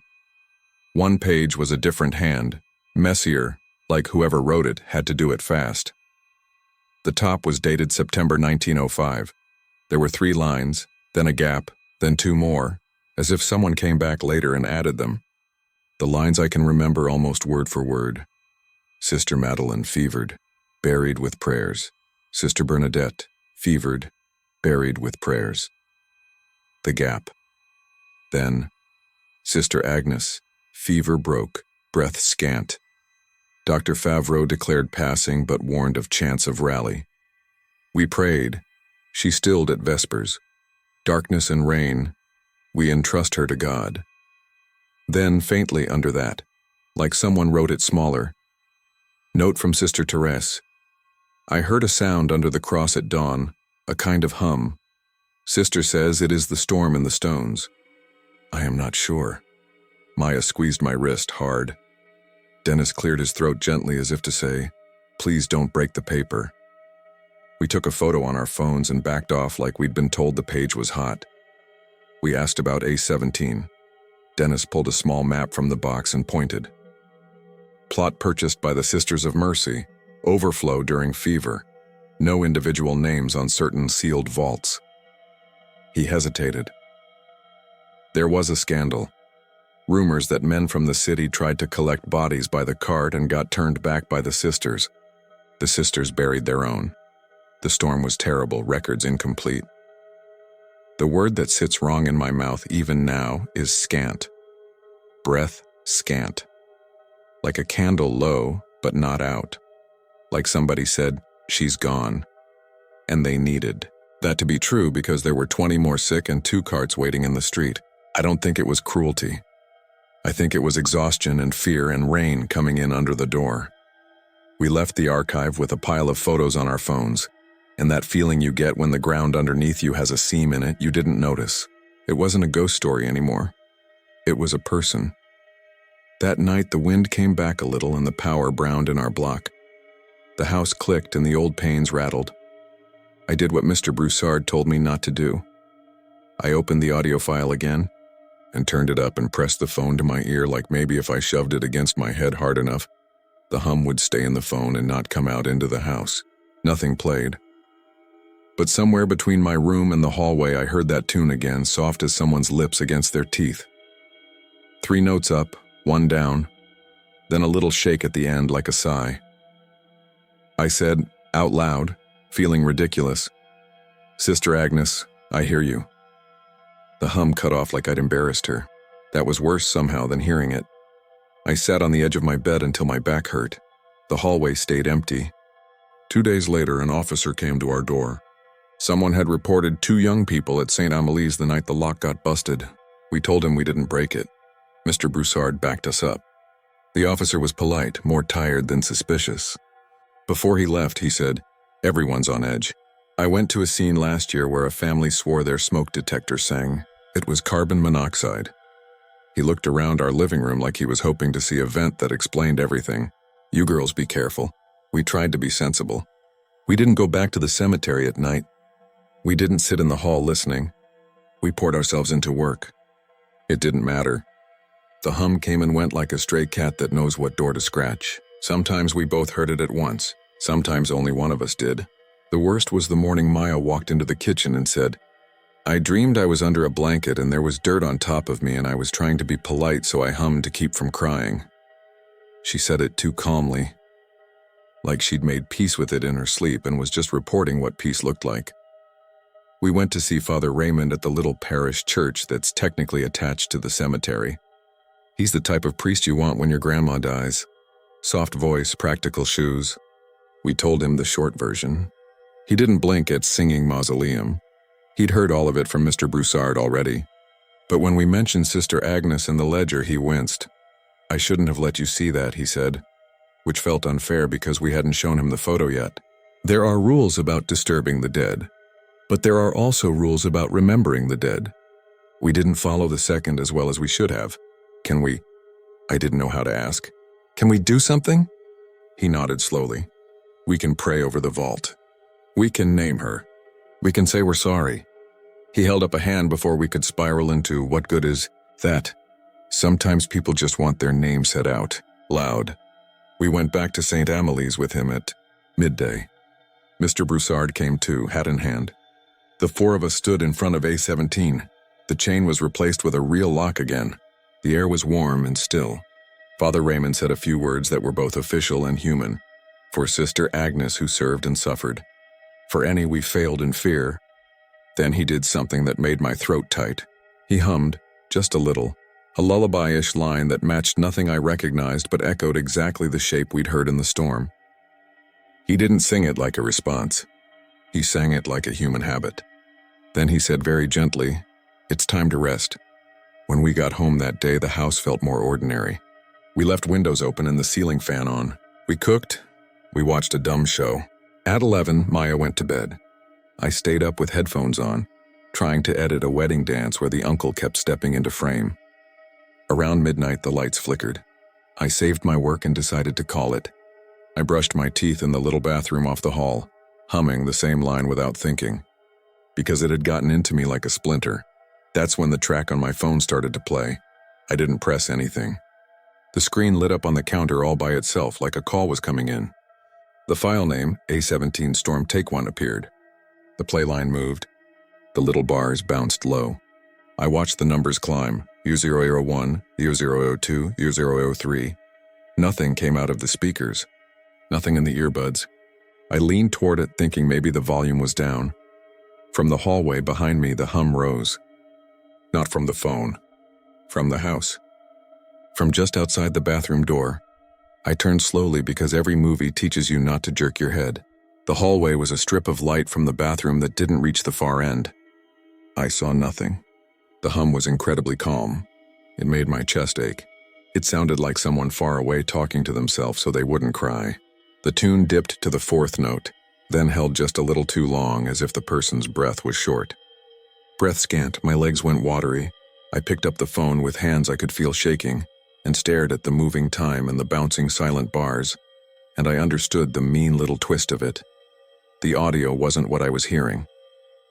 The thing I brought home wasn't in the file. It was in us and around us now, replaying itself like a stuck habit in a person who didn't have language anymore. The recording was a mirror. The voice was in the room. "Maya," I said too loud. I didn't want to wake her, but I also did, because you always want someone else to face the thing with you. The hum didn't stop. It shifted a little, like the person was turning their head toward the sound of my voice. I don't know how I know that, but I do. I went cold all over. I did the worst thing possible. I stepped toward it. I walked past the bathroom threshold into the hallway light and said more gently, "Sister Agnes?" The hum paused. Then it returned, softer like an answer. I could feel the note against my teeth. The air itself vibrated. Behind me in the bathroom, the phone screen went dark. The audio kept playing. The numbers went up. I put my hand out into the dim like I would if someone was lost in smoke. Not to touch, but to show where I was. I didn't feel fingers. I felt something that doesn't translate in a post easily. A temperature change, not cold, not warm, just a nearness so distinct that my body understood another body was inches away, even if there was no body. I said, "They were wrong." "I'm sorry." "We hear you?" My voice broke on you like I had no right to say it. I didn't ask anything. "I don't think you should make requests of the dead." The hum shifted again. It did a tiny shake at the end of the phrase that I know isn't a vocal run. It's what you do when you're trying to keep your breath steady, and it's not enough. Then it faded. I don't know how long I stood there. When I finally breathed out, my mouth tasted like the air in a church, dust and melted wax. Maya opened her door and said my name. The light from her room cut the hallway, and for a split second I saw, or I will go to my grave believing I saw, a shape in the corner by the ceiling. Not person-shaped, not shadow-shaped, more like the effect heat has above asphalt, a quiver in the air. It slid up toward the crown molding and then was gone. We didn't sleep at all that night. We sat on the couch with every light on and the TV playing some show where people build tiny houses. We didn't talk much. Around 3, the power surged and steadied. When the sun came up, we both laughed that weird morning laugh again. We ate toast and didn't taste it. It's quieter now. I'm not saying it ended. I'm saying it eased. The house feels heavy sometimes, like you've come home after a long day and the air knows it. We've heard the hum twice since then. Once deep in the storm cellar during a thunderstorm, and once in the laundry room when Maya dropped a stack of towels and laughed because we're idiots, and we live with a nun now. We tried playing the audio again. It's still silent in the file and not always silent in the world. We went back to St. Amelie's once in clear weather. Mr. Broussard was cutting grass. 017 had a fresh lock and someone, maybe Father Raymond, maybe some lady who tends family graves, had tied a blue ribbon to the iron door. The slab with the scratches looked the same. We stood a minute, not to provoke anything, just to stand. I hummed very softly the line, and felt dumb when Mr. Broussard turned off his mower and tilted his head like he was listening for the response. Nothing answered. We all felt relieved and disappointed at the same time. People will tell me I brought it on by recording. Maybe that's true. People will say we were tired and suggestible and heard air in pipes, or that we got high at the coffee shop. We didn't. The city will shrug because it has 1,000 stories like this and refuses to rank them. I'm not trying to convince anyone. I'm trying to get this out of my chest the way you get a song out by singing it in full, so it releases you. The last thing is the part that makes me keep getting up at night. Going to the hall, finding nothing, coming back, writing this, repeating the loop. Last Tuesday, rain. Windows rattling. I lay in bed with the sheet over one leg and the other out, because that's the rule when you're hot but also 5 years old. The hum rose far away and came closer, steady as breathing. I closed my eyes and pictured a narrow stone room, a slab, the space between it and the wall, the way someone might turn their face toward the crack for air that isn't there. The hum stopped right at my ear. I could feel a breath that wasn't cold, wasn't warm, wasn't a breath at all, just the memory of one. A woman's voice, not humming now, said, not angry, not sad, just surprised, "I can't stop." It was so quiet that if a car had passed on our street, I wouldn't have heard it. I opened my eyes to an empty, normal room. I said into the pillow, "You don't have to." The little air shift pulled away like someone stood up. The house clicked in the settling way it does. Outside, the rain didn't care. Somewhere a bead strand hit a railing. The sound traveled. This isn't a 5-act horror story with a priest and salt and an ending you can pack into a 12-minute YouTube video with a thumbnail reaction face. It's a true thing that happened to two very boring people in a shotgun house near Magazine Street, in a city that treats history like heavy furniture it can't move, so it walks around it and learns to hum. If you go out to St. Amelie's on a night with the wind from the east and the rain tapping fast, you might hear it at A17. Or you might not. If you record it and the file is silent and you come home and your hallway sings, no, it's not trying to scare you. It's trying to be what it was when the rain was louder than breathing and somebody said time's up and it wasn't. If you think this is the part where I tell you we moved, sorry. Rents are insane. Also, the house is quiet most days. I make coffee. Maya shoots photos in soft light. Mr. Broussard waves when we pass the gate. Father Raymond nods at Mass. Life happened before us and will after. But every storm that shakes the oak by our porch, I get ready. I put my phone on the counter and let the silent file play. I keep the hallway light on. I hum very softly so the gap between notes isn't so scary. Somewhere in the house, not from the phone, not from the vents, from a space people made and then forgot. A tune slides into place and holds. It's not a song exactly. It's a habit that outlived the hands that made it.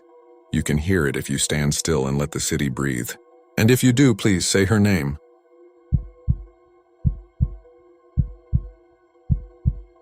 I'm not looking for attention.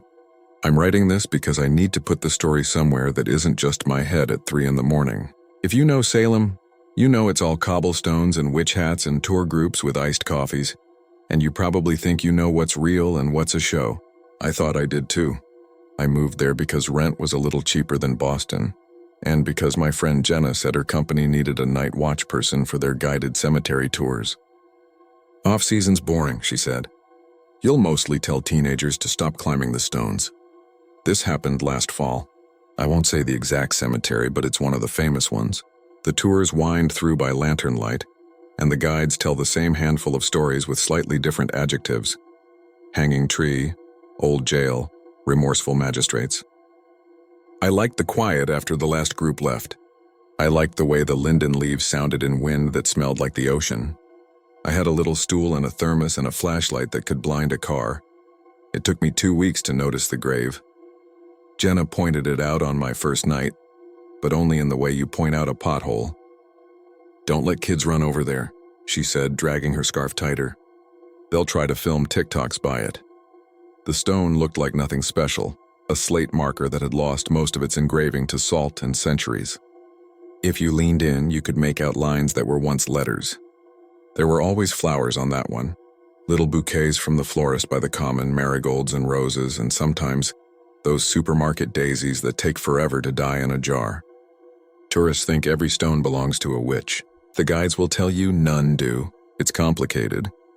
At the start, the only thing I registered was how clean that patch always was. Fresh bouquets at dusk, empty by midnight. Jenna said people sometimes stole them or the wind took them. I didn't question it.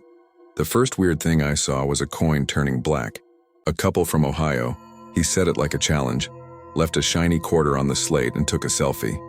They thanked me for the ambiance like I was a waiter. A minute later, I walked over to pick up some litter, and the quarter was lacquered with tarnish. I rubbed it with my thumb and left a shiny spot like I'd erased a bruise. When I set it back, the shiny spot darkened again, like the stone breathed in my fingerprints and decided to cover them. I told myself coins oxidize, the air's wet here, whatever. You start in this job telling yourself not to be dramatic. You'll go crazy otherwise. Next came the apple. Somebody left an apple, a nice one, red and waxy. It looked like an ad for fall. I walked my loop, paths, gate, fence line, back to the path. And when I came around again, the apple had collapsed in on itself like a balloon with a pinhole. It wasn't mushy the way fruit rots. It was dry, a wrinkled husk. A little puff of black dust that blew away when I stepped near it. The sticker, the grocery store sticker, lay flat on the stone like an accusation. Jenna made a face when I told her. Oh, she said. That's the eating. People talk about it. The what now? The grave that eats flowers. It's a whole YouTube thing. The guides don't put it in the script because we don't need more kids sneaking in at night. The flowers just... She pinched her fingers. They go, like time turns up to 11 on that one plot. A dock man from Danvers said it could be a fungus. I think fungus likes moisture, I said, not turning apples into jerky. Then don't feed it apples, Mr. Science, she said, and went back to touching up her eyeliner. That night I tried watching. I didn't want to feed it, I'm not completely stupid, but I wanted to see. Midway through the shift, a tour came through with a guide named Mike, who always goes a little off-book. He wore a tailcoat he'd bought at a thrift store and carried a real brass lantern. He made eye contact with me as he steered his group around the linden. Certain stones, he said, have reputations. If you leave something on this one, don't expect it in the morning. A teenager snorted and his girlfriend shushed him. It's just a thing the community does, Mike went on. Some people leave pennies to keep luck flowing. It's silly and sweet. He glanced again at me, and sometimes the pennies are gone even when the gate's locked. As soon as they left, I flicked off my flashlight and crouched a few yards away. I could see the shape of the slate against the lighter gravel, and the lighter shape of a small bouquet. Carnations, I think, white in the glow from the street. For long minutes, nothing. An owl moved in the linden, leaves whispering. A siren down on Darby Street. I looked at my phone twice, then forced myself to pocket it. When the change came, it was so gradual I almost missed it. The petals didn't wilt like heat stroke. They lost color. That's the best way I can say it, as if something was drinking the red from inside them, sipping until white turned to gray and gray went flat.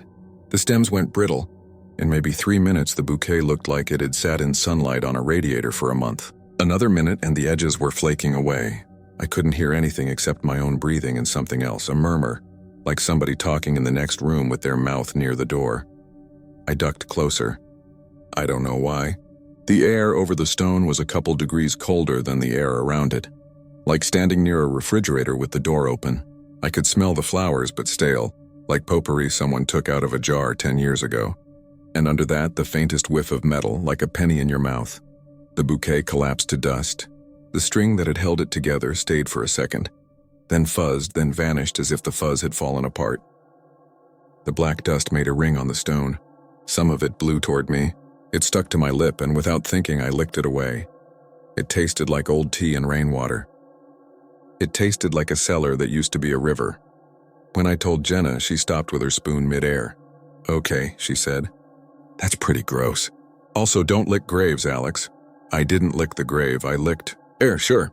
Do you think it's like an old graveyard caretaker trick? I asked. Some chemical that makes things disintegrate? Like the thing they do at theme parks with sugar cobwebs? Jenna rolled her eyes. It's a stone. Nobody at the city pays for the potholes. You think they're treating a single grave with NASA dust? Maybe, I said, because my brain needed something to grab. Maybe the stone's porous. Maybe there's something in the soil under it. At that, Jenna's face shifted. Mrs. Callahan would know, she said. Mrs. Callahan isn't an official anything. She's a retired school librarian who volunteers with every heritage committee and historical society in town. She has opinions about which houses have the wrong kind of shutters. She can tell you which tour company makes up their stories and which ones steal from other companies. She wears a red raincoat year-round and greets the stones like they're her neighbors. I found her on a sunny afternoon running a clipboard between the church and the burying ground. You're one of Jenna's boys, she said, which is how she calls everyone who looks 25. How are you liking the late shift? Quiet, I said. I like quiet. And have you met Mrs. Hallowell yet? She asked as we stepped through the gate. Who? Mrs. Hallowell, she said, pointing without pointing toward the linden. That's what my mother called that stone, though heaven knows it's not what's written there anymore. People always think witches. Poor Mrs. Hallowell wasn't a witch. She baked for everybody on her street, so who is it? She looked at me like I'd asked the soil to introduce itself. Names are tricky with slate. The letters go. The church kept poor records in those years, but we've pieced enough. I think the woman was a housekeeper, maybe a midwife. She wasn't one of the accused.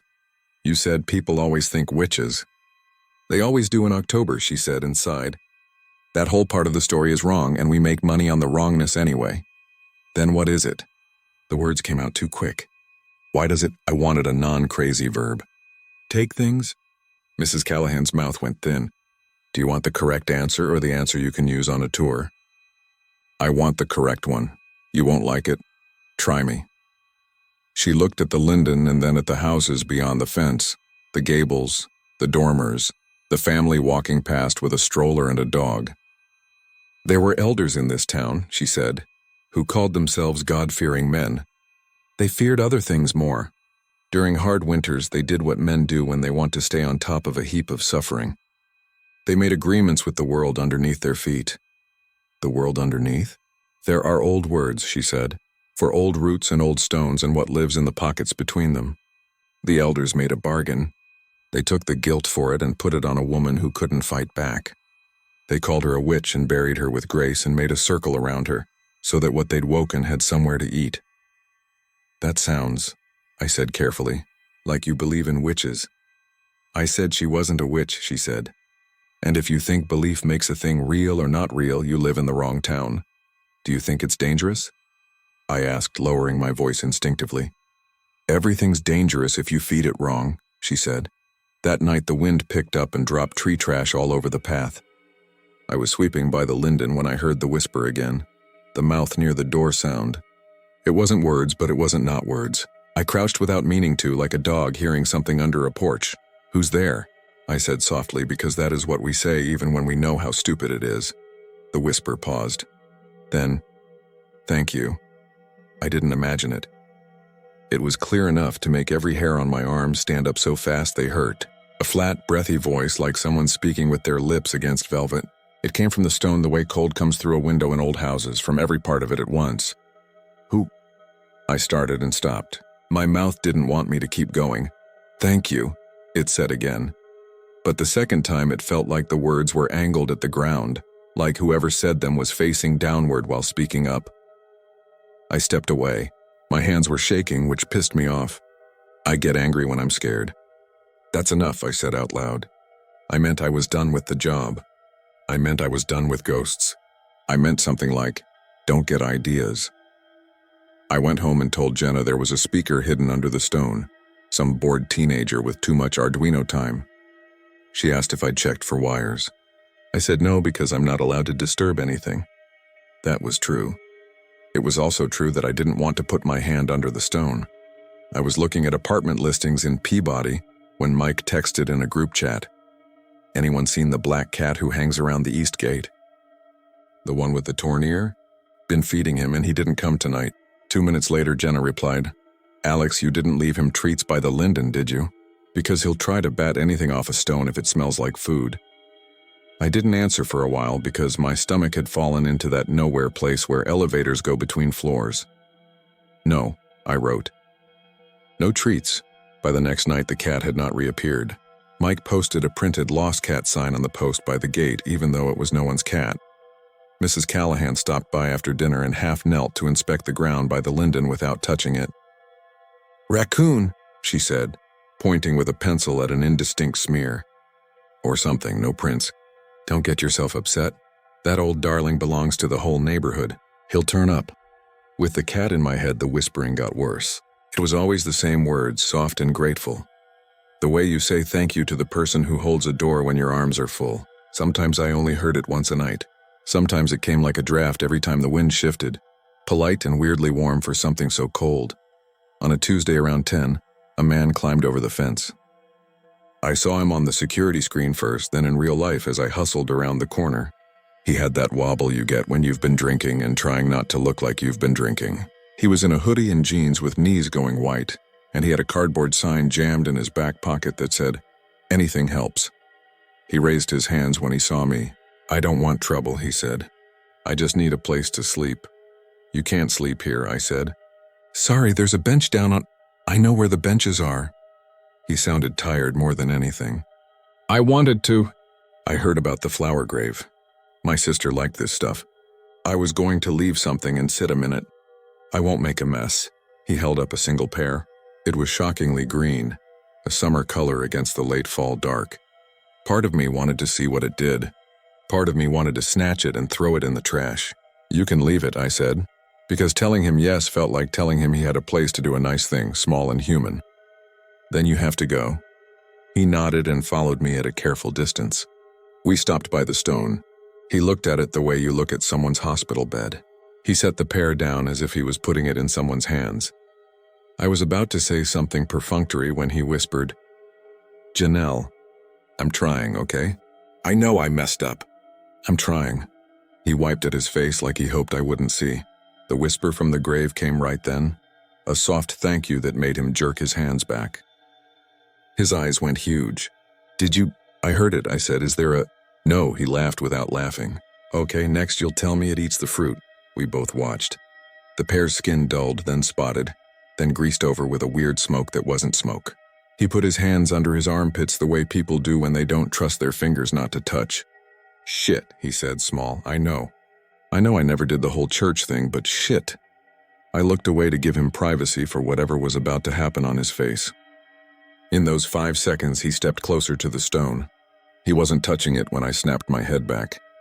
He was leaning like he was trying to hear something coming up from the ground. "Hey," I said, not loud enough for a warning. "Thank you," the grave whispered again.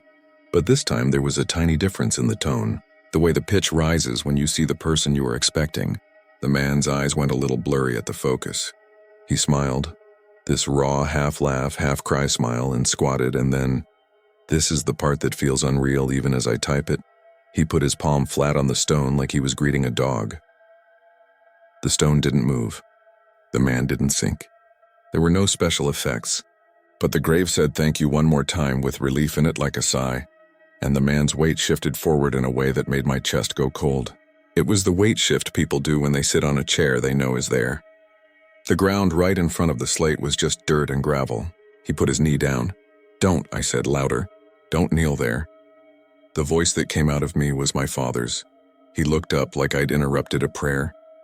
"It's okay," he said. "It's just okay." He wasn't looking at me anymore. He was looking a little to my left, a little down, at something that wasn't on the surface of the world. He put his other knee down and leaned as if to rest his forehead against the top edge of the stone. His fingers were curved like he held something that wasn't there. "Stand up," I said. I grabbed the back of his hoodie, and for a second I felt the weight of him. Real, human, heavier than me. Then the weight shifted again, the way things do when you lift a heavy bag and find out it's empty. I stumbled backward. He didn't fall. He was kneeling, eyes closed. He looked like he was listening to someone talk very gently to him. The pear on the stone was gone. Not even dust. The cardboard sign in his pocket twitched like a lock of his hair might have if there were wind. There wasn't wind. "Stand up," I said again, because the brain has lines it reads over and over when the story stops making sense. "This is—" I was halfway to reaching for his shoulder when the ground in front of the stone dropped. It didn't open like a trapdoor. It didn't crack. It was like a slow exhale. The top layer of dirt settled maybe half an inch, then another. The man's knees sank into that softness. He didn't startle. He sank slow, like someone lowering one of those caskets in the expensive funerals. "Jesus," I said, and grabbed him again. And again my hands found nothing to hold. Not empty air. He was there. But he was the weight of someone who had already stepped off a curb. He smiled. "Thank you," he said. But it wasn't clear whether he was echoing or answering. When it was over, it was over. There were no bones, no blood, nothing to show the earth had swallowed a man. The surface settled smooth, like the last pat you give a bedspread. I fell on my ass. My flashlight rolled and clicked against a root. I don't know how long I sat there. I remember getting up because my radio was buzzing against my hip. A nervous little insect. It was Jenna. "Alex? Where are you?" "You're off at midnight." "Did you set the alarm? You okay?" "I'm not okay," I said to a grave. Then I stood, walked straight to the office, and called the police.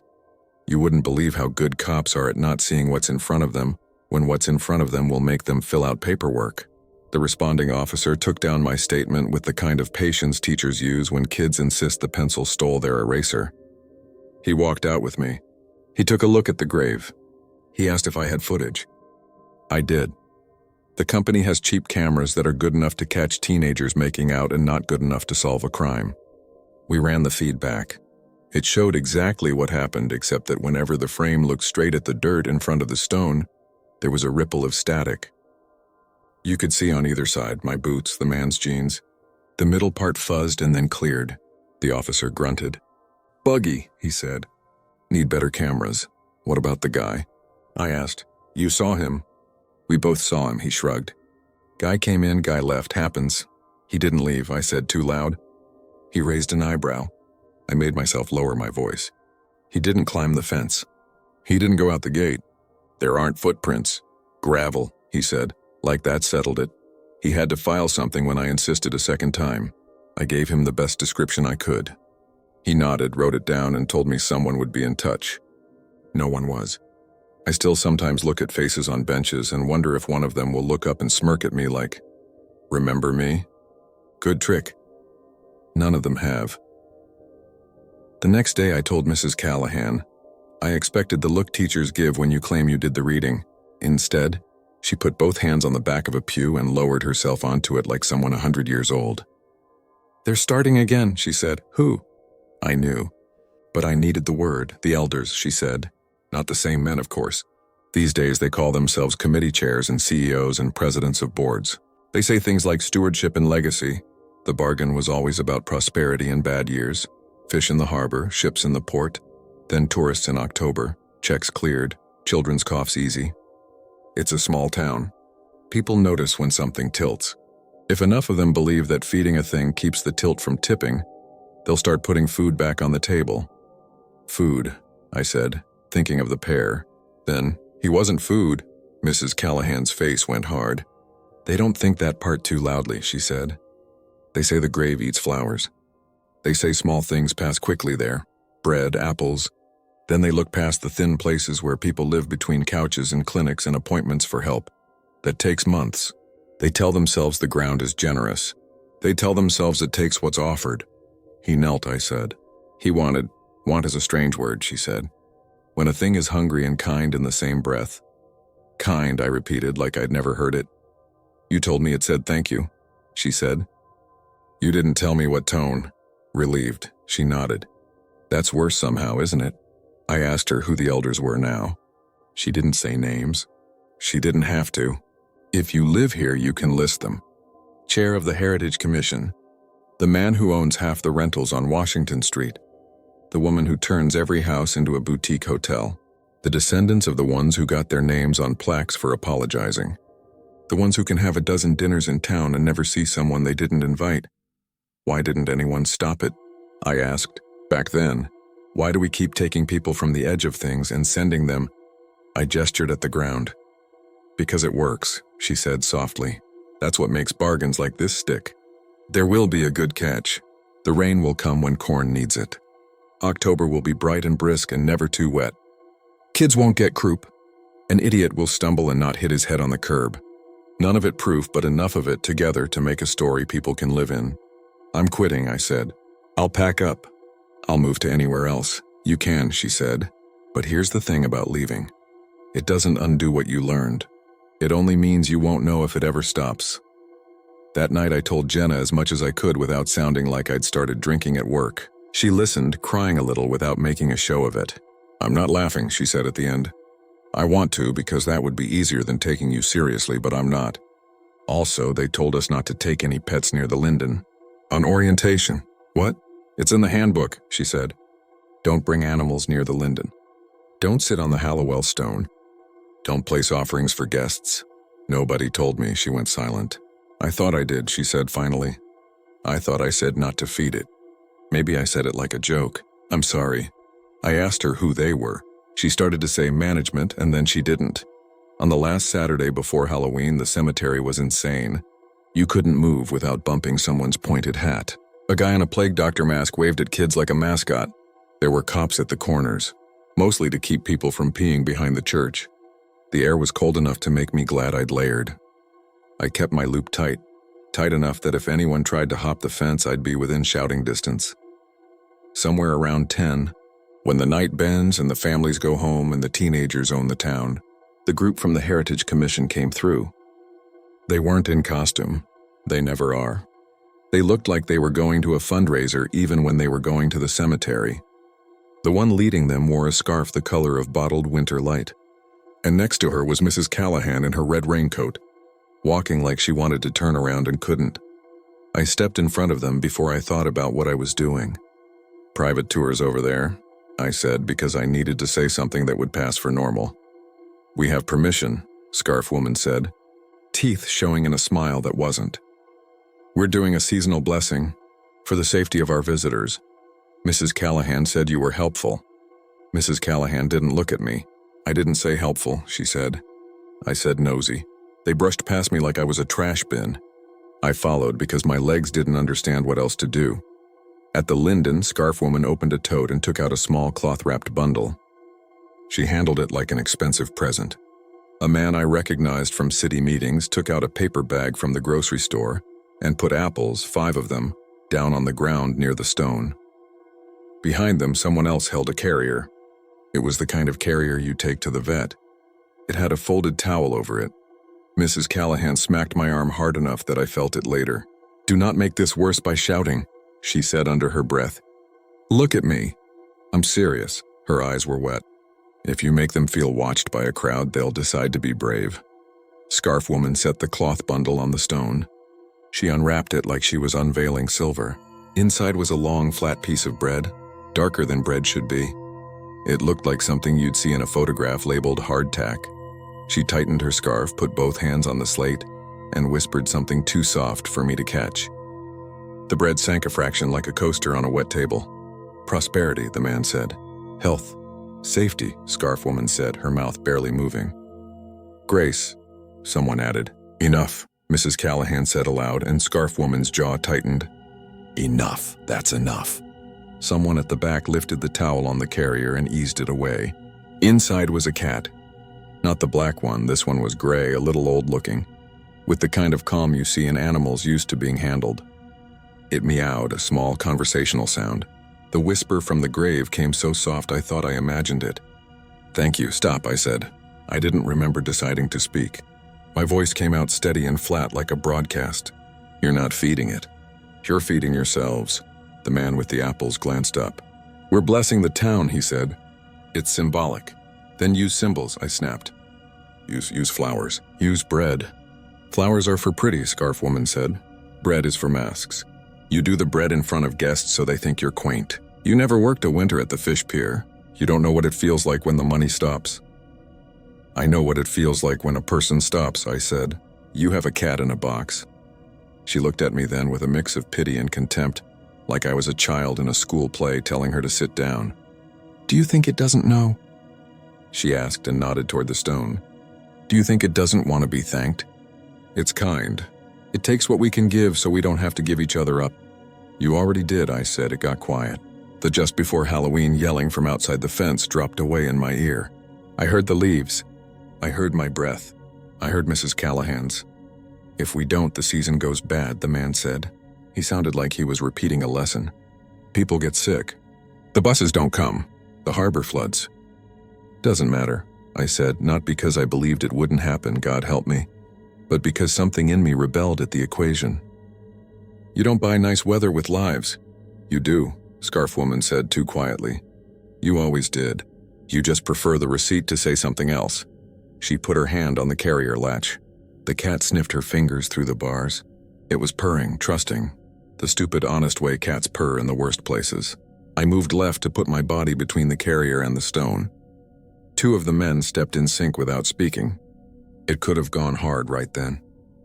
It would have if Mrs. Callahan hadn't made a small sound like someone dropped a cup and it cracked without breaking. "Stop," she said again. "Please." The word was not for me. "There are other bargains. You know, there are. Give up your clean profit. Give up your 5th rental. Give up your perfect October. Give up one. You could do it and you won't. No one remembers that," Scarf Woman said. "No one thanks you for giving up a thing they never see.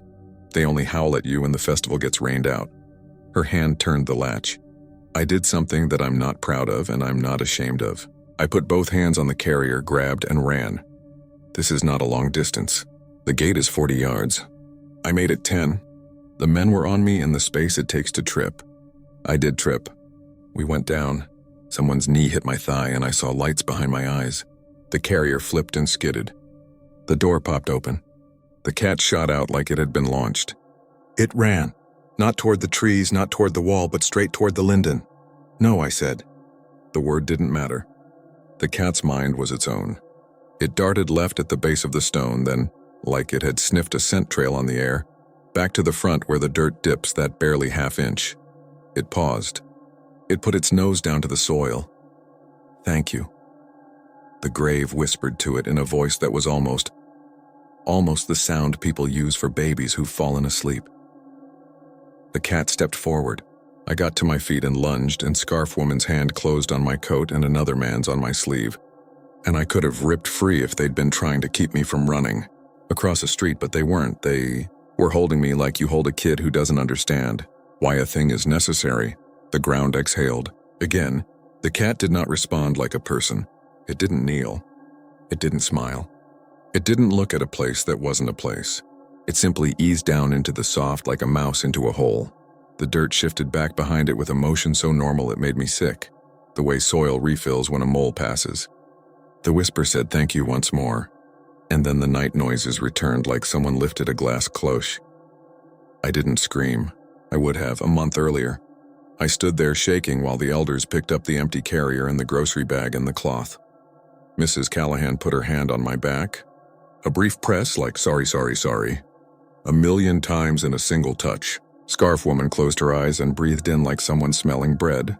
When she opened them, they were rimmed in water she would never let fall. You can tell yourself you saved it, she said to me. You can tell yourself it would have happened anyway. You can tell yourself that if the weather is good tomorrow, it's not because of this. Whoever you are at the end of those stories, you still live here. I left the job the next morning. I told Jenna I was done. She hugged me and said, I know. I asked her if she was going to quit. She said no, not yet. Bills, she said. And someone ought to tell it thank you for smaller things so the big ones don't happen. I didn't know what to do with that sentence, so I carried it home like a hot dish until I burned my hands. A week later, Mrs. Callahan slid a manila envelope under my door. Inside was a photocopy of a letter from 1704. It was thin, light blotched with water damage. I could barely read the hand. The parts I could made all my tendons go tight. It wasn't a transcript of an accusation or a court's apology. It was a list. Offerings given, offerings received. The old words were there in ink. Bread, flowers, fruit, and then 2 entries in a separate column. The cat. The boy who brought it. The boy had a name. I'm not going to write it here. He didn't get a grave with a stone. He was the kind of boy the town would have called bad news in a voice that meant a dozen other things. I Googled the name in the library and ended up with nothing. Maybe he was shipped out. Maybe his mother said he ran away. Maybe he simply stopped being a person other people had to think about. That was 3 months ago.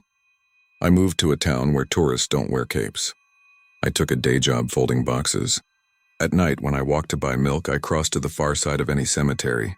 I bought houseplants and then I killed them by accident, and for once I was relieved. I stopped texting Jenna for a while because I couldn't read what she might be living with.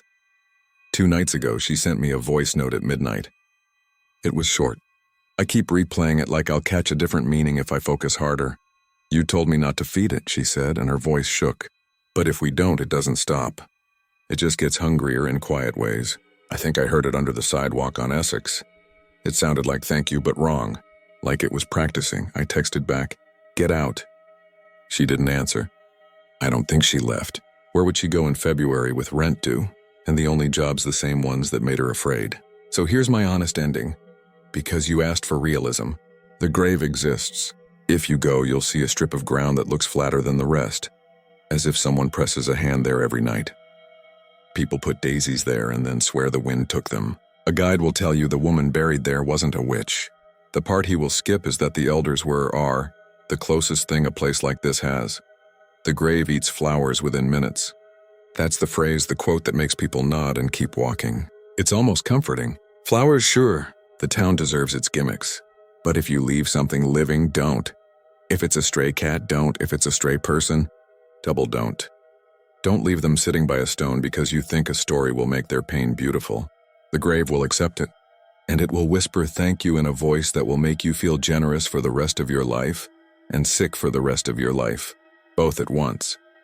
Sometimes I dream the linden roots touch my feet under my floor while I'm sleeping, polite as a hand under a napkin.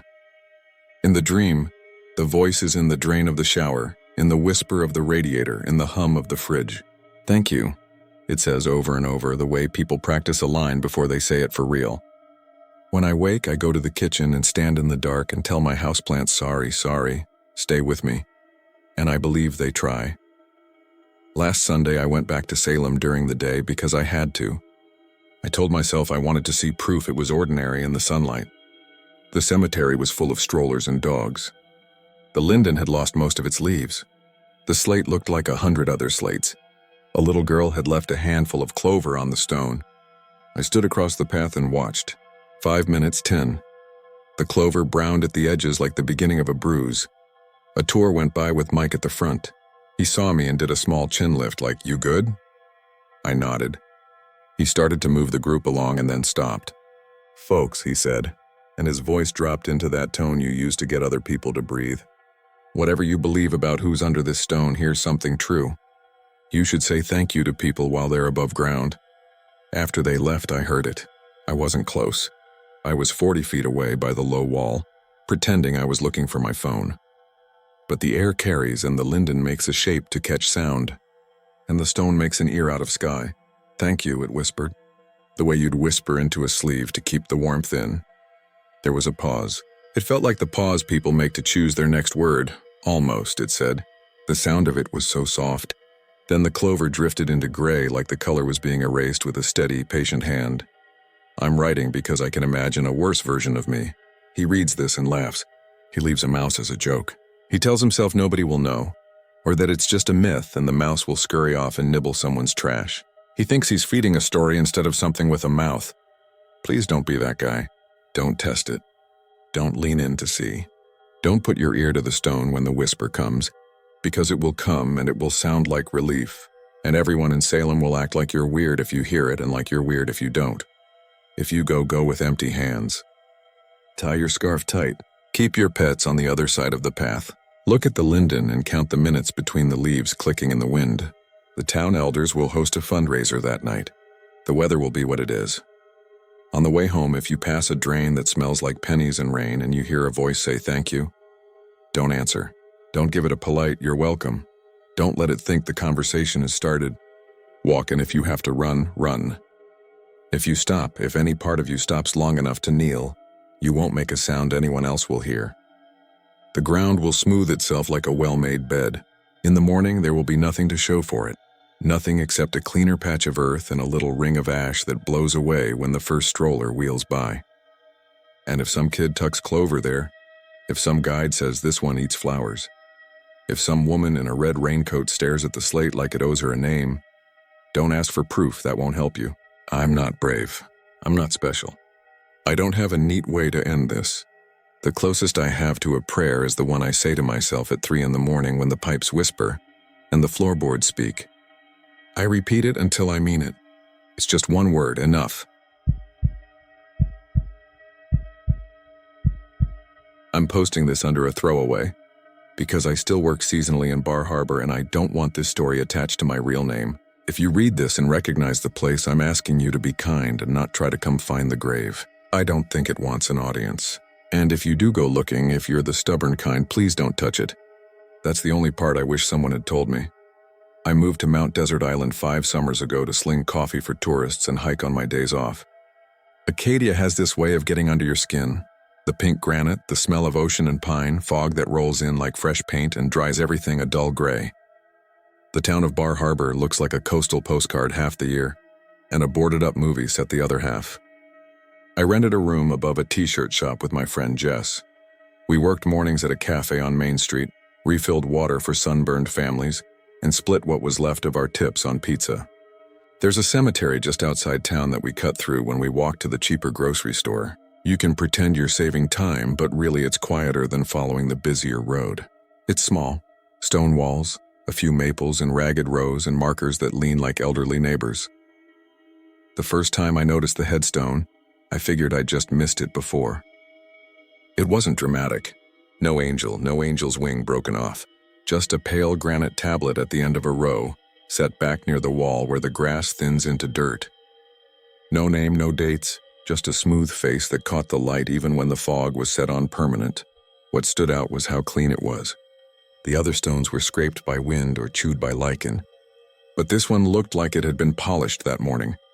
Tiny rainbows skittering across it sometimes when the sun slipped behind the clouds. "New plot," Jess said the first time I pointed it out. "Maybe they're waiting on the engraving?" "Maybe," I said. But the ground in front of it had settled like a grave that had been there a long time. The grass grew thick and perfectly even, No divots, no rabbit holes, not even dandelions. The only break was a small circle of bare soil right up against the base of the stone, like a watering bowl. It wasn't wet, though. Even when the morning dew made your shoes squeak, that dirt looked as dry as a chalkboard. We started calling it the empty. It became one of those nothing details your brain likes to hook on. We'd be carrying milk crates to the cafe and I'd find myself thinking about that blank face, the way it made a weird non-shadow on foggy days, like it swallowed the light instead of blocking it.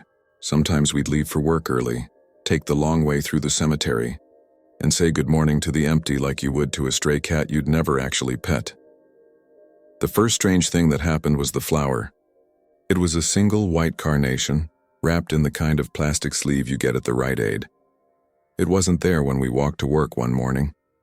At lunch, Jess wanted ice cream. We cut back through the cemetery and there it was, propped against the base of the empty. No card, no ribbon. The sleeve wasn't wet with dew like the rest of the grass, which I noticed because I'm the kind of person who notices dumb little things and is always a little proud when they add up to something. The sleeve didn't have those ridges water gets. The plastic was fresh like it hadn't been outside long. Someone's planning ahead, Jess joked. How romantic. We laughed and kept walking. When we came back with our cones, the flower was gone. Not fallen or blown away, gone. The plastic sleeve too. No petals stuck in the grass. No footprint in that chalk-dry patch of soil. That night I asked around at the cafe. There's a local guy named Tom who drinks black coffee every morning in a booth by the window. He's older. The kind of old that looks like he's lived indoors and outdoors in equal measure. People call him Old Tom, though he's only in his 60s. He knows everybody's family name and where the plows hit hard winters. When I mentioned the empty, he didn't look surprised. Just gave a slow nod and tapped his finger on the table. Been a long time, he said. How long? I asked. Tom shrugged. Long enough that the people who put it there forgot why they did. That's how it goes with stones. Someone always thinks they'll be remembered. Do you know who it's for? Jess asked. He stirred his coffee even though there was nothing in it. Nobody says. The town keeps no record of it. Talk to the clerk, they'll tell you the plots around it, skip right over. Talk to the caretakers, they say they never mow that strip. Machine goes around it, but the grass is never long. That's a courtesy. A courtesy to who? Jess asked. Tom looked at the window where the fog made the street look like a set the crew hadn't lit yet. To the living, he said. I thought he was messing with us. It's a main thing, the dry humor. But he didn't smile. He just drank his coffee and left a quarter by the mug. After that, the empty worked its way into the rhythm of our days. I started noticing other tiny things. Coins, mostly. Pennies and dimes, always bright, like they were fresh out of a change roll, never green or worn. Sometimes they would appear in a neat line across the base, 4 or 5 in a row, then vanish by the afternoon. Once there was a half circle of sea glass like a blue smile. I never saw anyone in the cemetery who looked like they were visiting it. The older part of the yard gets a few people around Memorial Day, and sometimes you see cruise ship passengers wander in because cemeteries look historic and safe.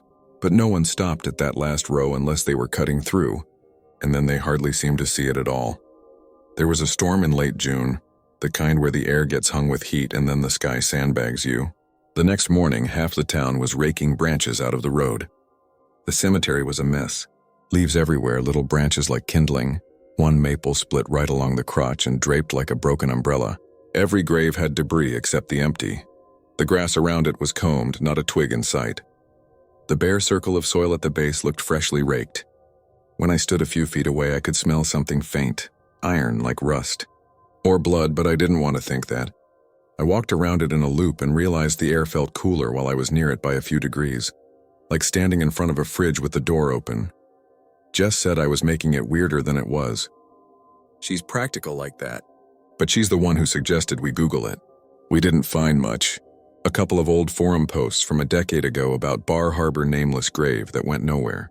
One of those posts mentioned that the library used to have a clipping file on weird local stuff, so we went over after our shift and asked Marla, who runs the front desk like a conductor. She lit up.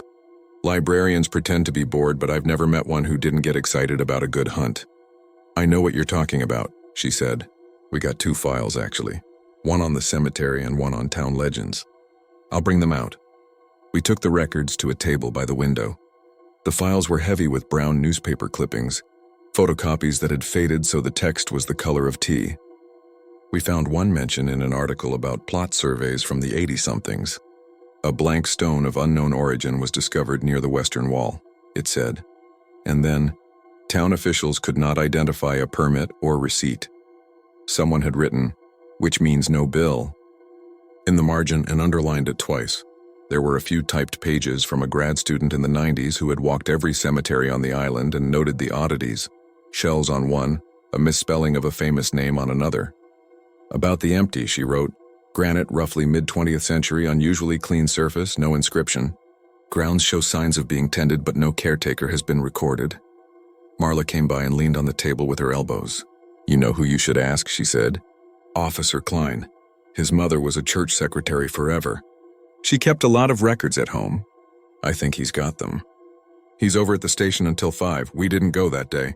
It felt like too much, like we were turning a weird curiosity into a project. Sometimes the more you look at something, the more it looks back, and I was trying not to be dramatic about a stone.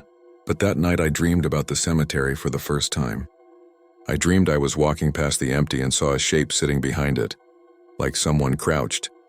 When I got closer, the shape leaned forward and became my own shadow, which stood up and walked away in the wrong direction, like a reflection deciding it didn't need me anymore. I woke up with my mouth dry, and when I drank water I smelled iron again, just for a second. I didn't tell Jess. On the 4th of July, half the town gathered on the village green for music and lawn chairs. We closed early and walked by the cemetery around dusk. People were everywhere. Families with sparklers, teenagers trying to look bored. Through the fence I saw a figure at the end row standing very still by the empty, not looking at it, just near it like they were waiting for a bus. I stopped and pointed. "Do you see that?" I asked. Jess squinted.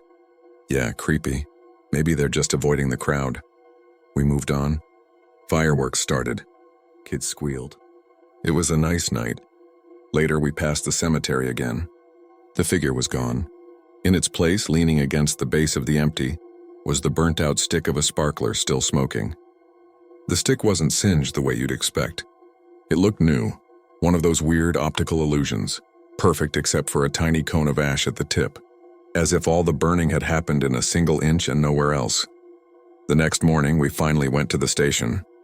Klein was at the front desk. He's friendly, the kind of cop who knows he lives in a tourist economy and acts accordingly. When we told him what we were looking for, he smiled, then shook his head. "You're not the first," he said. "A lot of people ask. Truth is, Mom had boxes and boxes of church records. When I cleaned out her place, I saved the ones that looked official. If there was anything about that grave, it would have been a rumor at best." "Who keeps it so clean?" Jess asked. Klein shrugged. "People see what they want to see. I mow out there sometimes with the town guys when they're short. We go around it because we don't want to ding the stone. That's all. If it looks perfect, maybe that's just because we avoid it and nature likes it better than the rest." He said it like he half believed it. The other half of him kept his hands flat on the desk the way you do when you don't want to point at something you can't see. As we were leaving, he called after us. "Hey," he said, "don't mess with it. Don't put anything on it and don't take anything off." People get weird about that one. "Weird how?" I asked. He sighed. "They hear things. They start dreaming." A couple years back, a college kid chipped a bit off the edge for a souvenir. 2 weeks later, he got hit by a car on Eden Street. He lived, legs never been right. I'm not saying they're connected. I'm saying I remember the timing. We walked home quietly.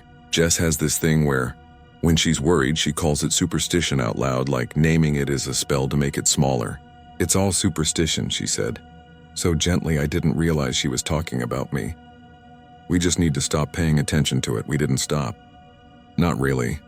The empty had shifted from background to foreground in my head. Except my day's weather. If I cut through and the grass around it looked like a green sheet pulled smooth, I felt okay. If I saw anything out of place, the rest of my day felt tilted. Mid-July, I overslept and took the cemetery shortcut alone. It was one of those mornings where the fog hangs at shoulder height, and you walk into it like a curtain.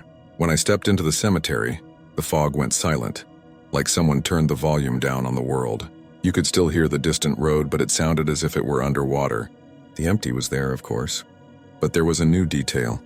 Tiny black letters as thin as hair etched along the bottom edge, so faint you had to angle your head to see them. I knelt and brought my face close. The letters spelled here, that was it. Not a name, not a date, just here. Like a stranger texting you a pin and not saying why. I didn't touch it. I swear I didn't. I stood up and said out loud, okay, like you do when you've lost an argument you didn't know you were in. The fog lifted a little as I backed away. I went to work and told Jess. She rolled her eyes, but I could tell she was trying not to shiver. It probably always said that, she said. We just didn't notice. We checked that evening. It didn't say here anymore. It said soon. We stood there, the two of us, in that padded sound the cemetery has after 6 o'clock when the town quiets down, and the ferry's horn is a heartbeat away. Someone's screwing with us, Jess said. Kids? Who? I asked. Nobody else talks about it. We decided not to tell anyone. I took photos on my phone, but they came out blank. Not blurry, blank. The whole picture was a white square with a tiny curl of gray at the edge, like the camera had gotten nervous and fogged itself. Jess's phone did the same. We tested it on other stones and they were fine. For the next few days we avoided the cemetery. We walked the long way to the store.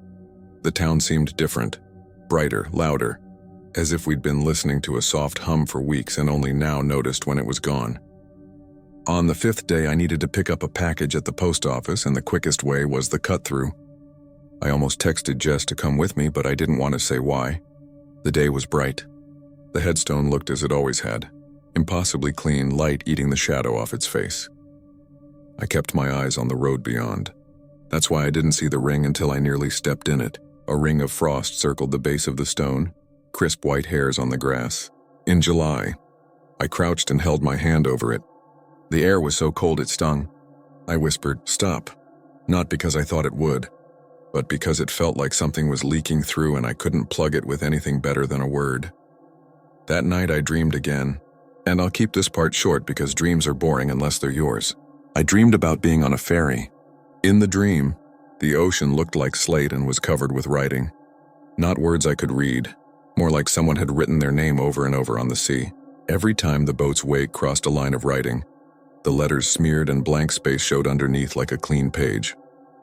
When I woke up, my apartment smelled like the inside of a freezer that had been turned off for months and just opened. Jess was already up, sitting at the kitchen table with both hands around her coffee mug, like she needed the heat to decide which world was the real one. "Let's just go," she said. "Let's get a motel off island for a night or two. We can't afford on," I started. "We can," she said. "I'll put it on my card." "It's for my birthday." Her birthday wasn't for a month. We went anyway. We told our boss we needed a day and drove to Ellsworth. We ate at a diner where the waitress called us sweethearts and didn't care that we were two women who ate like we'd been hollowed out. We slept in a motel that had a carpet that smelled like cigarettes and lemons. We stayed up late watching a game show until I felt stupid with relief, and then we slept like people do when nothing in particular is wrong. We came back the next day. On the walk from the bus stop, Jess grabbed my elbow without warning. "Look," she said. On the telephone pole at the corner of our street, someone had stapled a lost dog flyer. I'm telling you this because it's the only way I can describe what happened next without it sounding like a lie. The dog's name was written at the top in big marker. As we watched, the letters wavered. Not like heat shimmer, but like they weren't sure they wanted to be the letters they were. Then they settled. The name was different. I blinked. Jess whispered, "Did you see that?" The name had been Molly, and now it was Monty. The phone number underneath hadn't changed. The photo was the same, some golden-furred dog with a pink bandana. But the inked name had become something else, and the paper was smooth. No scribbled correction, no tape, no new stapled layer. I began keeping a little notebook. The date, what I saw. I didn't write down feelings, because if you write down feelings, people say you were primed to see anything. Here's what's in the notebook. Dates, times, single words. Here soon, frost, carnation, smell of iron, lost dog name changing, fairy dream. When I showed Jess, she nodded like she didn't want to give the notebook any more reality by saying anything at all. By August, summer had set into its loop. Cruise ship crowds in the morning, lemonade by the green, the sound of the gulls at the pier like a cassette tape of gulls playing on a loop. The empty started getting selective. I don't know what else to call it. It had been like a mute TV on in the background, a channel we didn't watch. Now it turned its volume up for me and down for everyone else. I was behind the cafe when I saw him, old Tom, standing by the alley wall like he'd been poured there and forgot to be a person. He saw me and crooked a finger. He doesn't do that. He's the kind of guy who makes you come to him by staying still. But he called me over. His voice was low. "You should stop cutting through," he said. "I have been," I said. "Mostly." Mostly's the kind of word that gets people wet who swear they were on shore. He rubbed his jaw. "I've seen that stone clean through 5 caretakers. When I was a kid, it was already talked about. Folks took photos. None of those pictures turned out either." "What is it?" I asked. He looked past me at the strip of sky you can see between the buildings. "A promise," he said. "Or a booking. The word depends on if you think living is the default or the exception." "Does it ever get engraved?" I asked. And he didn't answer. He just reached for my wrist. He put something in my palm, a coin, a silver dime, old, the kind with a torch on the back. It was cold, painfully cold. "Leave that by the base," he said. "Not now. Next time you go, don't argue, I know you will. Leave it and walk away. Do not look back. You'll want to. Don't." "Why?" "Because you'll learn what kind of person you are if you do," he said. "And you'll have to be that person forever." That afternoon I was supposed to meet Jess at the store. I didn't take the shortcut, I took the long way. But my feet had that mind of their own they sometimes get, and next thing I knew, I was at the cemetery wall. It was bright sun. Cicadas, whatever Maine's version is, were buzzing. I stood at the last row. I put the dime down on the bare dirt at the base of the empty. The air cooled enough to lift the hairs on my arms. I turned around and walked away. My chest felt tight like I'd run. At the gate, I stopped. I didn't look back. I finished the walk to the store with tears in my eyes and no idea why. Jess was already there. "You okay?" she asked. "I did what Tom said," I told her. "Who?" I realized she didn't know about the dime because I hadn't told her, on purpose. There's a kind of selfishness that looks a lot like protecting someone, and I'm trying to be honest here. Part of me wanted this to be mine, and if that makes me a bad person, that's the person I am. That night we made pasta. The apartment was hot and smelled like garlic and dish soap. The sky was dark early in that way it does when there's fog going to bed on you.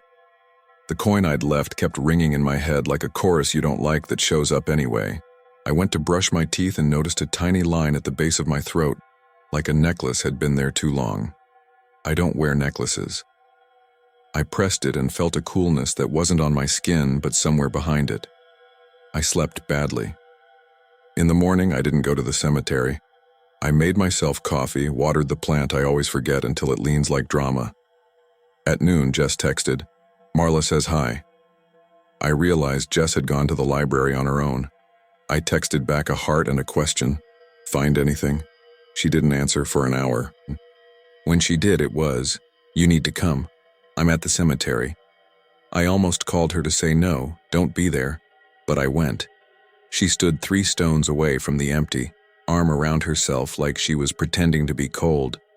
Marla was with her, which somehow made it worse, like this was a public event.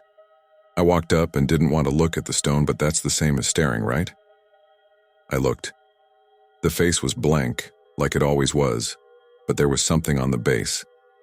Not letters this time. Numbers. 4 of them.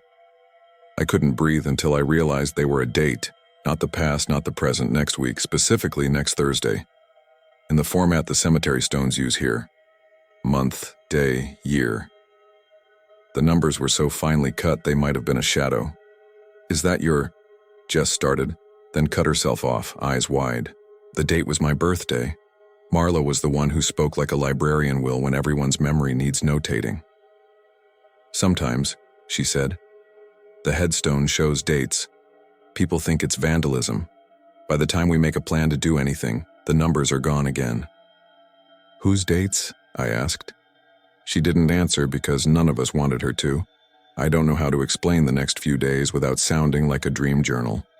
Every small thing felt like a clue, and every clue felt like an accusation. I nearly stepped off a curb on Cottage Street when the walk sign changed faster than it should have. A truck blasted past and I felt the mirror brush the air where my arm had been. I heard gulls scream, and it sounded like my name. I dropped a plate at work, and it didn't break. It fell and spun and settled in a tiny, perfect circle on the tile like it had been placed there by someone who loved it. I remembered the frost ring around the stone and thought of how some things know the shape they want to be and will not be anything else. On Wednesday night, Jess asked me if I wanted her to sit up with me. "I can put a chair by the door," she said, "and we can drink coffee and you can read me out loud. Old lady slumber party." I said no. My reasons were complicated and petty and prideful. I told myself I didn't want to make her a part of it, but really I didn't want her to see me be scared. I told her I was tired, and I was. I fell asleep with my clothes on and my shoes nearby. I woke to a sound I knew without wanting to know. It's stone on stone, that little rasp, that whisper of grit. I didn't move. The sound went on. Scratch, pause, scratch, scratch, like someone working carefully. The apartment smelled like iron again and something sweet, like the carnation from that first day. The noise stopped. Something changed in the shape of the room. You know how you can feel when someone else is awake in the dark? It was like that, but heavier, like the room had settled around a new weight.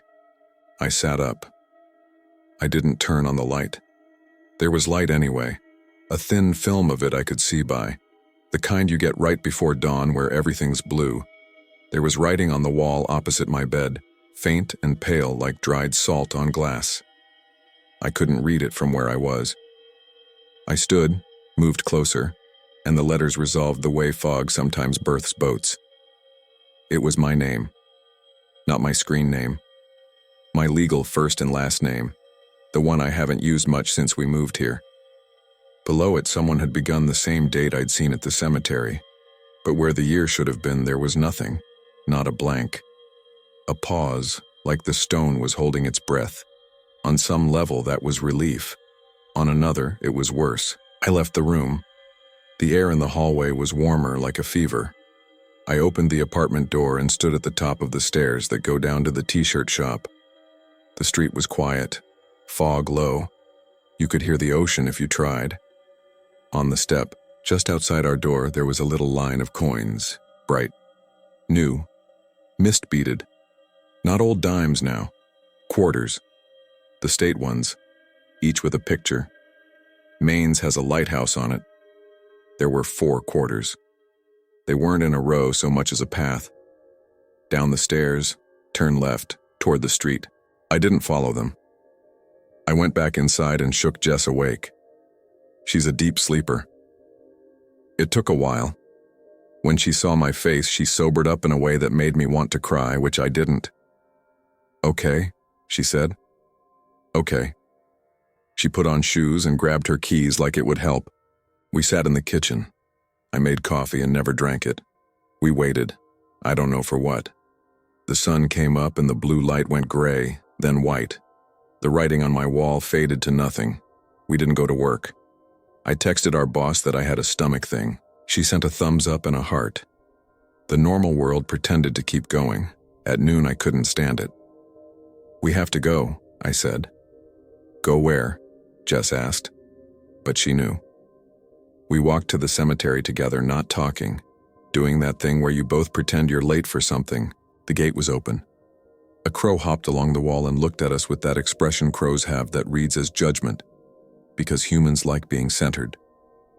The empty waited at the end of the row.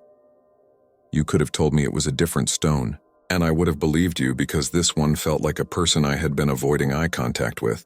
On the face, near the bottom right, there was the faint suggestion of letters.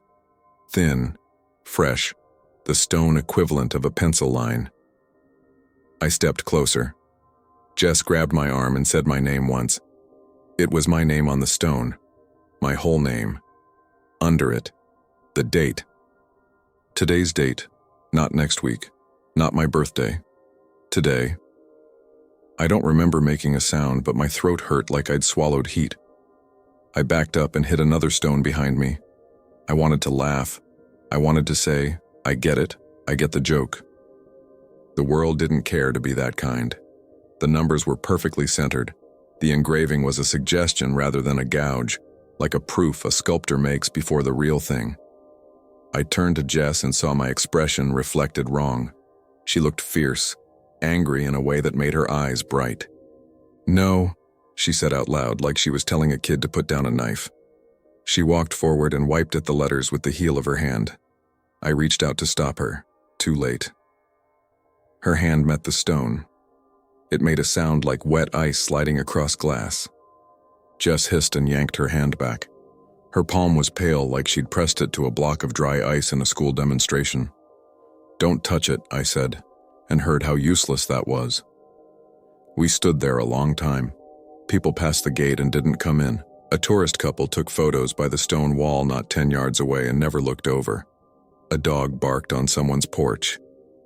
The lighthouse on the quarters on our steps winked in my head. Here, I thought. Soon. I tried to slow my breathing and ended up crying. It wasn't loud. It was the kind of crying you do when no one is allowed to see you falling apart. Which is ridiculous because Jess saw me and has seen me and loves me in that friend way that counts as a kind of family. And I knew that. But none of that mattered to the stone, which simply did its job and asked nothing in return. We left because there was nothing else to do. On our way out, old Tom was by the gate. He held his hat. Men who don't take their hats off often look like different people when they do. "You didn't look back," he said to me, not a question, like he could see the not looking on my face. I shook my head. "That's something," he said. "Not everything, but something." He reached into his pocket and took out another dime. He didn't hand it to me. He flipped it like you flip for a decision. It landed on the path and stood on its edge for a long, improbable second before falling. Heads. The torch. He gave me a tight little smile that wasn't happy. "Go home," he said. "Stay with your friend. Don't be alone today if you can help it. If you have to cross a street, wait for 2 cycles of the light."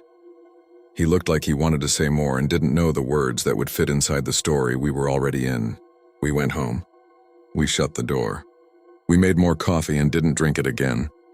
Jess kept telling jokes she would have put on her Instagram story on a normal day, and they weren't funny and they were perfect because they kept the air moving. I sat in the chair by the window and watched the street. People walked dogs. A guy with a ladder strapped to his truck swore in that cheerful way workmen do when something is less than ideal but fixable. Nothing terrible happened.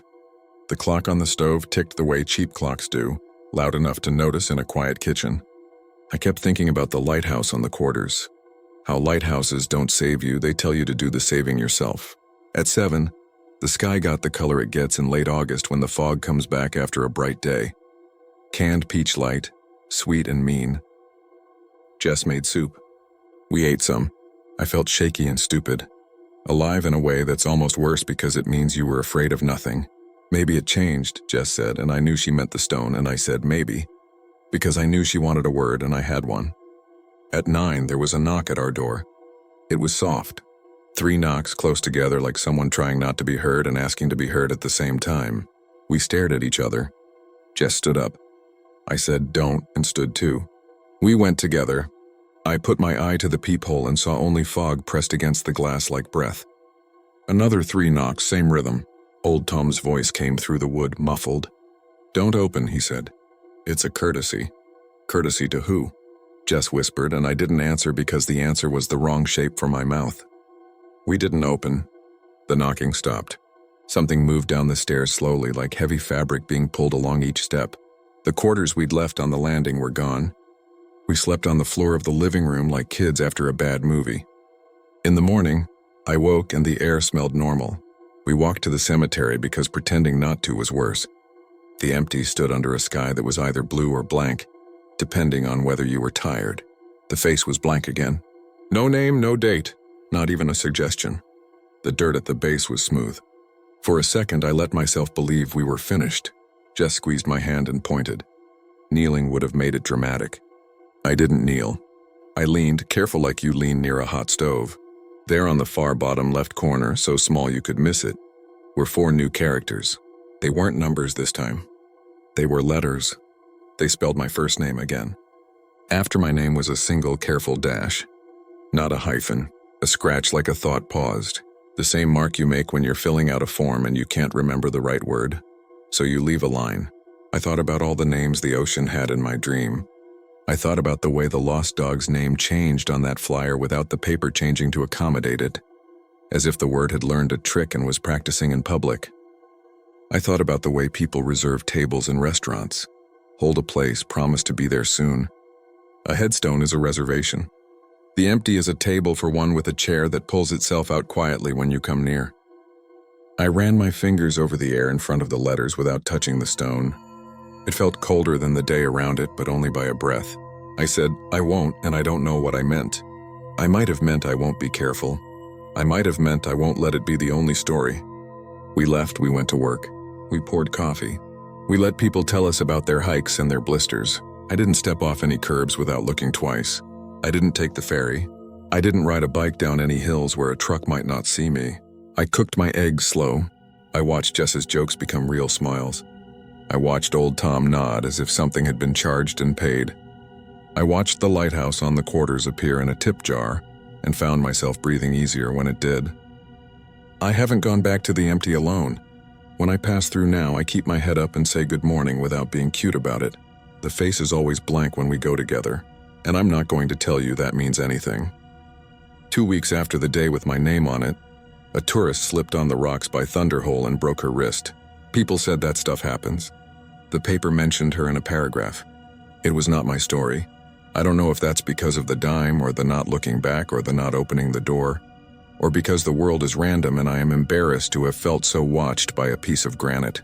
Last week I walked by at dusk and the air had that fridge door open chill again. The grass around the stone was perfect. The dirt at its base was smooth. On the far bottom corner on the other side this time there were new letters, not mine. Jess's, only the first name, faint as breath on glass, and the dash after. I put my hand out. I didn't touch the stone. I touched her elbow instead. Let's go, I said. We did. I'm telling this because I think the story is, what did Tom call it? A booking. Not a curse. Not a lie. A reservation made by something that wants to keep the books neat. The beautiful ugly thing is it only works if you look. And if you're reading this and you live here or visit here, you will be tempted to look. You will want to see the perfect grass and the clean stone and the way the fog seems to hold back from it, like polite company. You'll want to prove it's nothing, and it might be. You'll walk there and see a blank granite face that has been blank as long as anyone has cared to admit it exists. You'll take a picture and get a white square. You'll laugh and call it dumb. Or you'll see a flower that doesn't wilt or coins that don't tarnish. You'll smell iron for a second for no good reason. You'll hear scratching in your apartment and tell yourself it's the heat. If you go and if you see your name, please don't touch it. If it shows you a date, don't make your life smaller trying to step around that day. Make it bigger. Fill it with coffee and friends and staying on the sidewalk even when you're late. Open your door only for voices you know. Leave a dime if someone tells you to. And don't look back when you walk away. Breathe the smell of pine and ocean and laundry detergent when the town hangs its sheets out to dry. Be alive like it's a job you're good at. The empty is still there. A perfect blank in a row of people whose names were not. It's always spotless. No caretaker claims it. That's true. It belongs to someone who hasn't died yet. That might be you. It might be me. I'm writing this from a seat by the window while a foghorn insists on something I can't translate. Jess is in the kitchen washing a mug with my lipstick on it, muttering about nothing. The dash after her name is thin and tentative. We're being careful about stairs and ferries and the habit of looking over our shoulders. Tonight there was a knock again, 3, soft. I didn't open the door. I said, it's a courtesy, and I meant it. The knocking stopped. I went to the window and watched the street empty itself of people. Somewhere down by the water, a kid lit a sparkler and drew circles in the dark until the stick burned down to a clean inch, and a memory. When I finally went to bed, my name was not on my wall.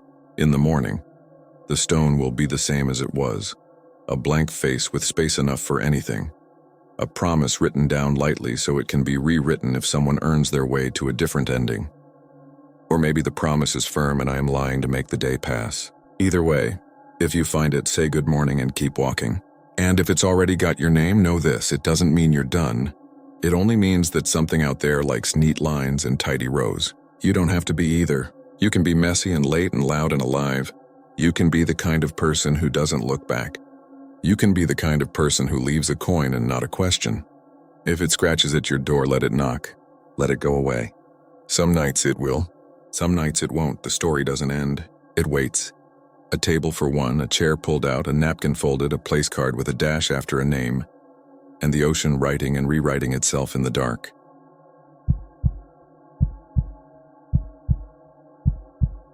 I'm not a writer and I'm not looking for attention.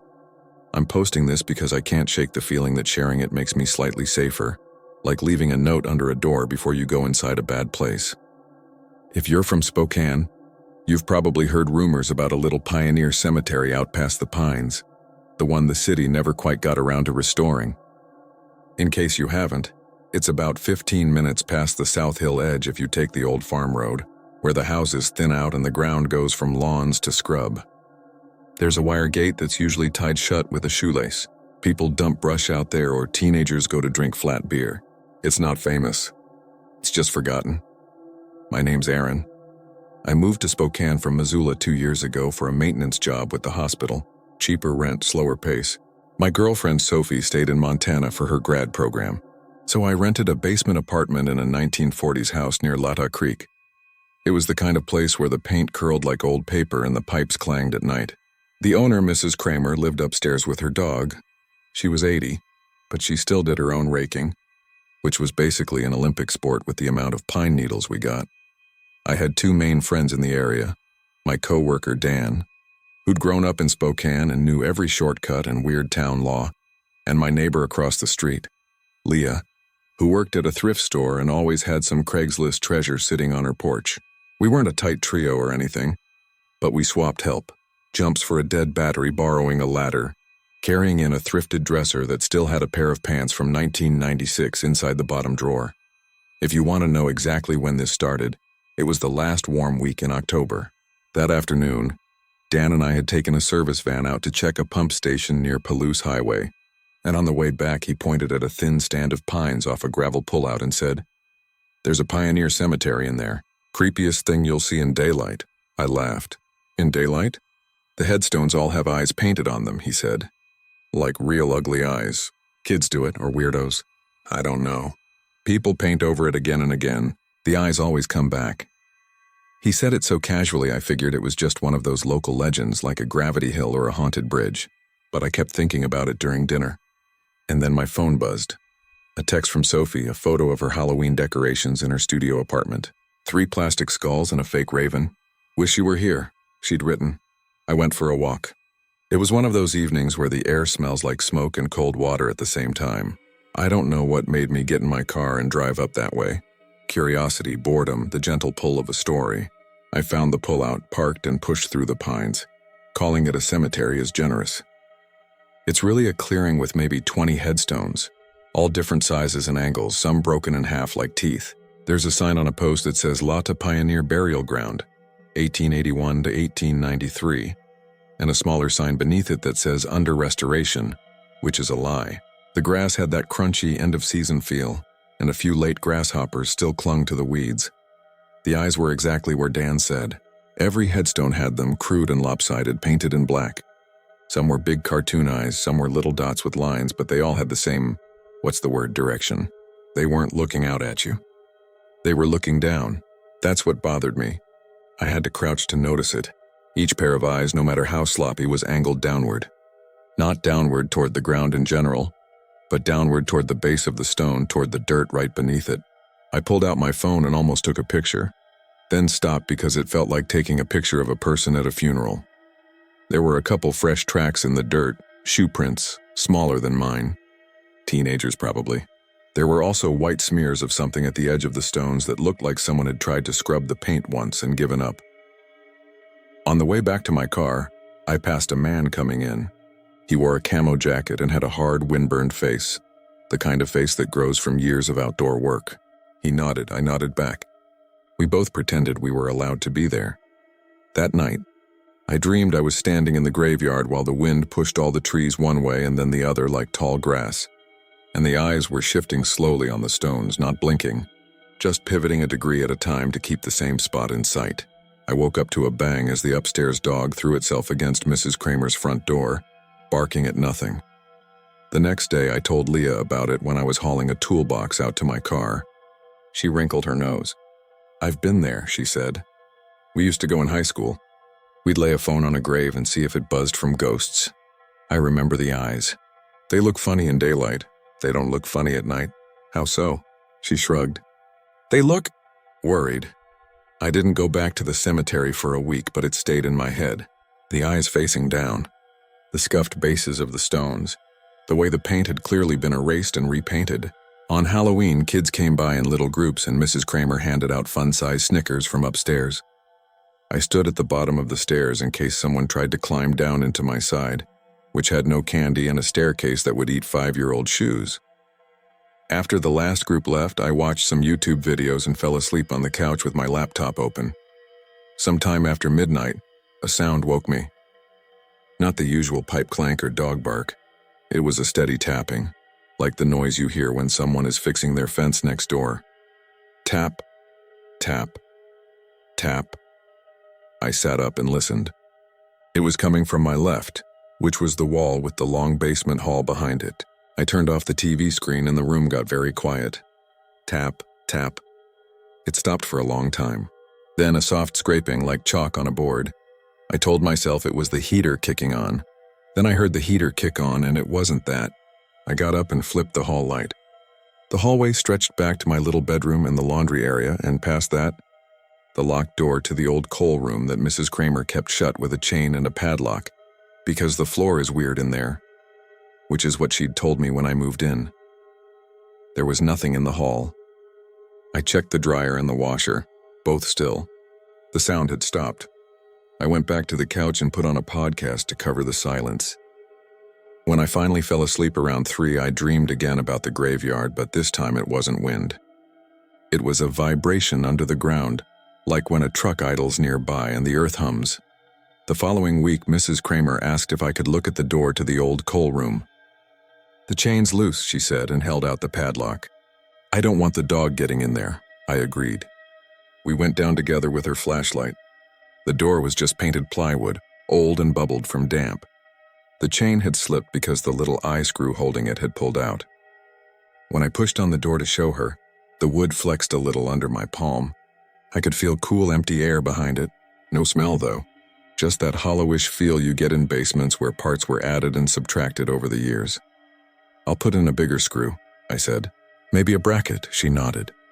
There's an old cistern in there, she said almost absent-mindedly, like it wasn't a big deal. My husband sealed it up after the flood in the 70s, said he could hear rats through the brick.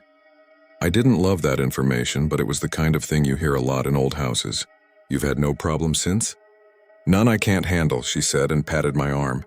Put in the bigger screw. That night, I got a text from Sophie, a photo from a costume party, a caption that said, "Come visit already." I started pricing airline tickets I knew I couldn't afford. The tapping started again around 1. Tap. Tap, tap, pause, tap. Then it changed into that chalky scrape. I turned down the podcast and listened until the room felt too small around me. Finally, I grabbed a flashlight and went down the hall. I'm not going to pretend I was brave. I moved slowly and kept blinking like my eyes were dry. The sound was coming from the coal room door. There was no mistaking it, not inside the walls or upstairs, but from behind that door, from the room with the sealed cistern. Scrape, scrape, scrape. I pressed my ear to the wood. The wood felt cool and faintly vibrating against my cheek. The scraping stopped. In the silence, I heard, or thought I heard, a soft little knock, like knuckles against brick. Then another one lower down. I stepped back. Okay, I said out loud. I don't know who I was talking to. The house, maybe. In the morning, I put in the bigger screw and tightened the chain. I didn't mention the sound to Mrs. Kramer. I did, however, tell Dan. He whistled. Old house weirdness, he said, then added, Anyway, you want to do something dumb? I said, define dumb. Let's go back to the Pioneer Cemetery, he said. Leah's into it. We'll bring a couple of those pumpkin beers she likes and not do anything illegal, Your Honor. I said yes because it felt better to do something than to sit and wait for tapping. We went that evening, just before the light bled out behind the trees. Leah wore a thrifted army jacket and carried a bag of pretzels like she was going to a picnic. The cemetery looked smaller than I remembered. The eyes looked bigger. 2 new headstones had big black smudges on them, where someone had tried to scrub the paint. The paint itself looked fresh, Not glossy fresh, but new enough that the edges hadn't faded. Leah stood by a short, fat stone with 2 circles painted close together. "They bug me," she said. "These eyes. They're not spooky like Halloween spooky. They're spooked." Dan pointed his bottle at the ground. "You see how they all look down?" We stood there for a minute like we were waiting for the punchline. It didn't arrive. The woods were quiet and there wasn't much wind. After we left, we stopped by a taco truck and sat in the cold on plastic chairs and pretended we were normal people again. That night, the tapping came back. It had a rhythm now. It wasn't constant. It came for a few minutes, then stopped, then started again. A patient, steady insistence. I forced myself not to go stand by the coal room door. I texted Sophie instead until she fell asleep on her end. I told myself I'd talk to Mrs. Kramer in the morning. Before morning came, something else happened. I woke up at 4:17 a.m. to the smell of spray paint. You know that sharp, sweet smell? It was in my nose, on my tongue. I sat up so fast I knocked my phone off the couch. I turned on the lamp. The light hit the wall opposite me and I thought I was still dreaming. There were 2 eyes painted on the wall above the TV. They were small, like the size of quarters, and they were angled down. Not at me, at the floor, at the hallway. At the basement, I froze so completely I could feel the blood pulsing in my neck. My first thought was Leah and Dan, a prank. Except Leah would never come into my place at night, and Dan still lived with his parents and had to be home for their curfew even though he was 32. My second thought was some dumb self-sabotage, like maybe I did it in my sleep. Except I don't own spray paint. I stood up. My hands shook. I touched the paint. Stupid, I know, and the black came away on my fingertip. Wet. The fumes made the back of my throat itch. I grabbed my coat and boots and went upstairs. Mrs. Kramer answered her door in a housecoat with the dog barking behind her. I apologized and then blurted it out. Someone had been in my apartment, I thought, because there was fresh paint on my wall. Her eyes, which were as pale and fierce as an old birch tree, flicked to the staircase. She didn't say impossible. She didn't say, "Are you sure?" She just got her keys. We went down together with the dog trotting behind us, and then, halfway down, the dog stopped with its paws on one step and refused to go any further. It put its head low and watched me like I was walking into a lake. Mrs. Kramer's hands were steady on the chain as she took it off the coal room door. "This is getting silly," she said, but there was no anger in it. Just that kind of resignation people get when a thing they've been ignoring turns its face to them. I said, "Wait," and pointed at the wall. There were new eyes above the hallway baseboard, 2 of them, spaced like feet. They were angled down toward the floor again, toward the seam where the tile met the old rough concrete.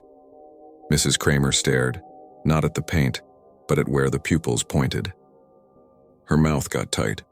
"You sleep upstairs tonight," she said. "Take the couch." I nodded even though I knew I wouldn't sleep. She snapped the chain back on the coal room door and handed me a blanket that smelled like cedar. I lay on her couch with the dog at my feet and watched the red glow of the fiber optic router blink all night. In the morning, my phone had 3 texts from Sophie and 1 from Dan. Sophie: "Are you okay? You dropped the call." Dan: "Dude, Halloween pranks are over." I wrote back to both. Then I went downstairs. There were more eyes. On the wall at shoulder height outside the bathroom door, watching down toward the floor. On the bedroom door, a cluster of 3 all looking toward the baseboard. Even on the side of the bookshelf, 2 eyes hasty and weirdly careful, the pupils pointing down at the floor next to the laundry rug. The paint was dry now, but the smell lingered like someone had accidentally sprayed the air. I stood in the center of my little living room and tried to connect the dots. Not dots, eyes, every pair aimed down. Not down at random spots, down at specific points along the floor. It felt like being inside a bad logic puzzle. The kind with 1 piece missing so the rest can never be solved. I dialed Mrs. Kramer and told her I was calling the police. She said, "Okay," I called. 2 officers came by. A man and a woman, both young enough to look like they could still run a mile without their lungs exploding. They were professional and polite and very skeptical of everything except the fact that there was spray paint on my walls. "Do you have any exes who would—" the woman began. In that gentle way that means no offense intended. "My girlfriend is in Montana," I said. "We're fine. Please don't call her an ex." They took a report. They walked the perimeter. They found no forced entry. They took pictures of the eyes and gently suggested that maybe I'd fallen asleep with the door unlocked. After they left, Leah came over with 2 coffees and walked around with the cup balanced against her bottom lip, like she needed something to do with her hands. "This is very not funny," she said. "I don't think I've been in a place that felt like this before." "Like what?" She glanced at the coal room door. "Like it's pretending to be a place." We followed the eyes, both of us quiet. There was a series of them along the long wall, spaced out. If you knelt and pressed your cheek to the baseboard, they seemed to be pointing at the seam between the drywall and the concrete floor, like they were trying to tell us where to look. At one spot, there was a tiny hairline crack in the concrete. At another, there was a faint circular stain, as if something had once been there and was moved. Leah squatted and tapped the floor with her knuckle. She moved a few feet and tapped again. "Hear that?" I did. It wasn't loud, but in one place the tap was dull. In another, it had a faint hollow ring, like there was a small space beneath. I went to the laundry area and moved the rug.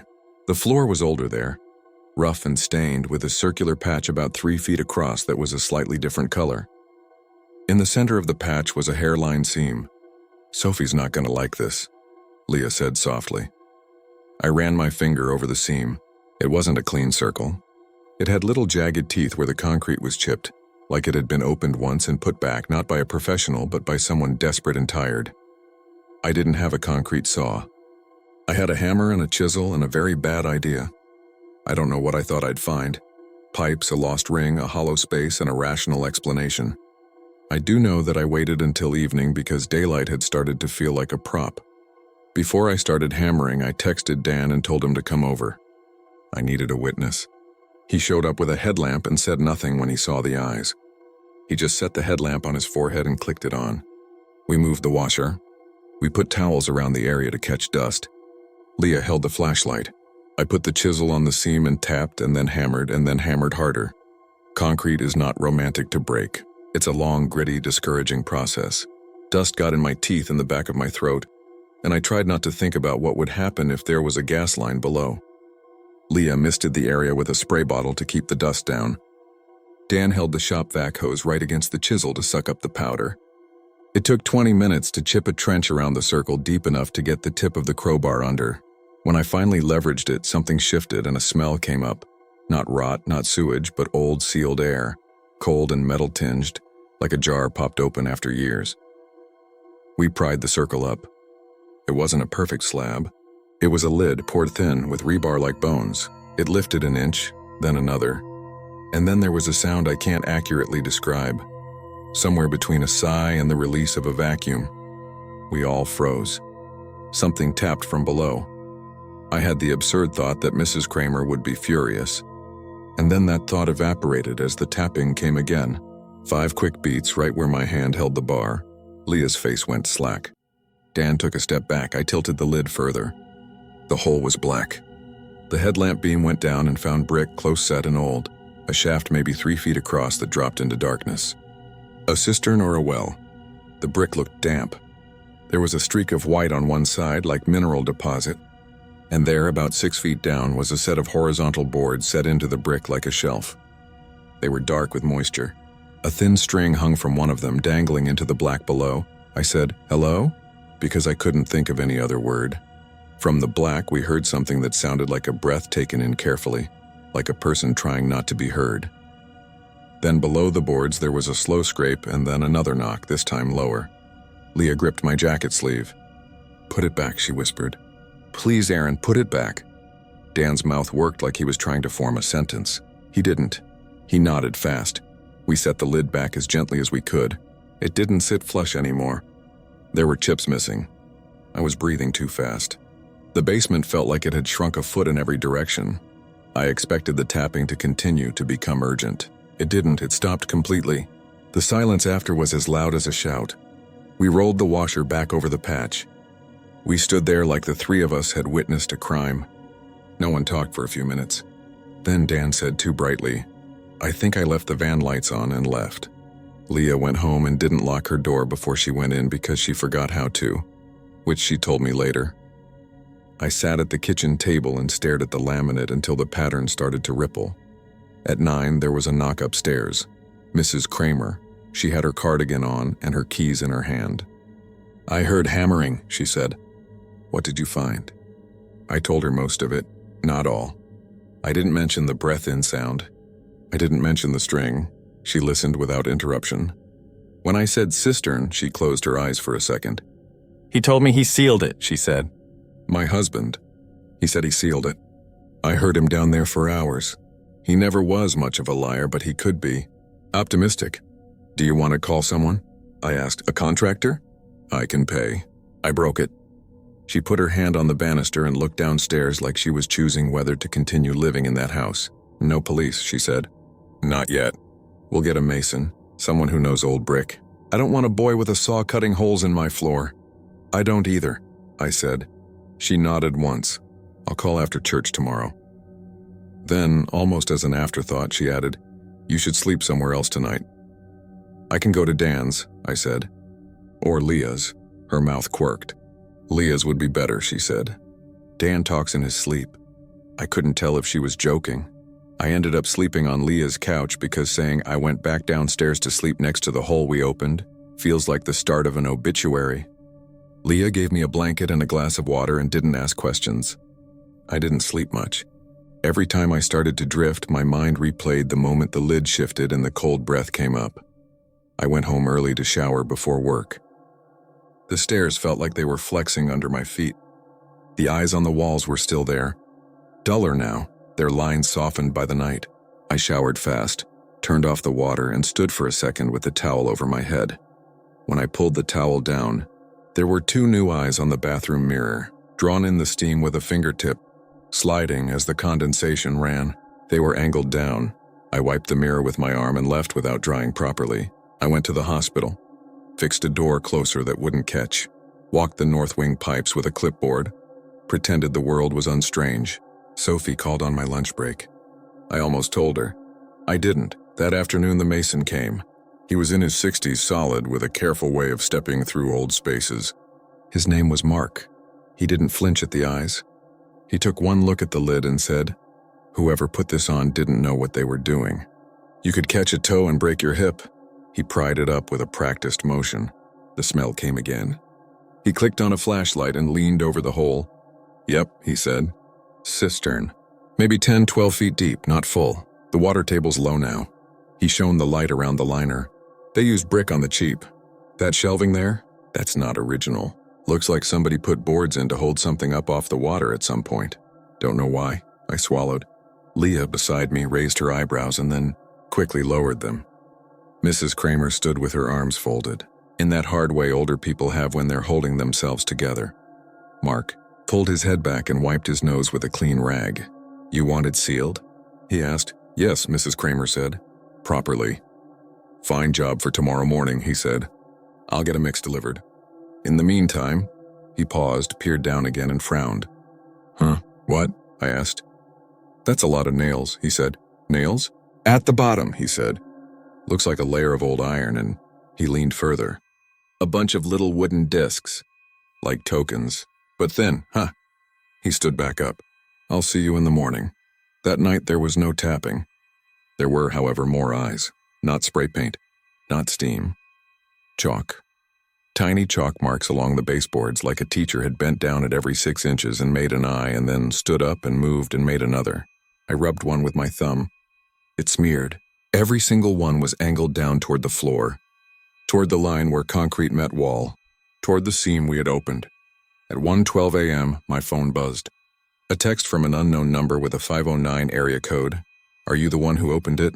I stared at it for a long time. I typed "Who is this?" and erased it. I typed "wrong number" and erased that too. Finally I wrote, "Who are you?" No reply. I put my phone face down and lay on my back and watched the dim ceiling. I must have dozed because I woke to a sensation like someone walking heavily through the room 2 floors up. A dull thud. Then another.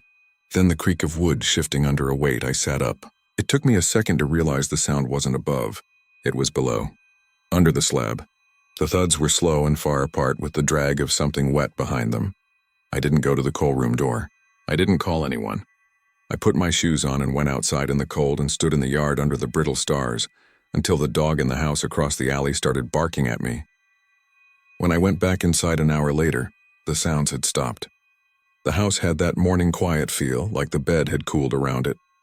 At 7, Mark came back with a younger guy and a truck. They mixed concrete in a plastic tub and brought it down in buckets. He took one look at the chalk eyes and said nothing.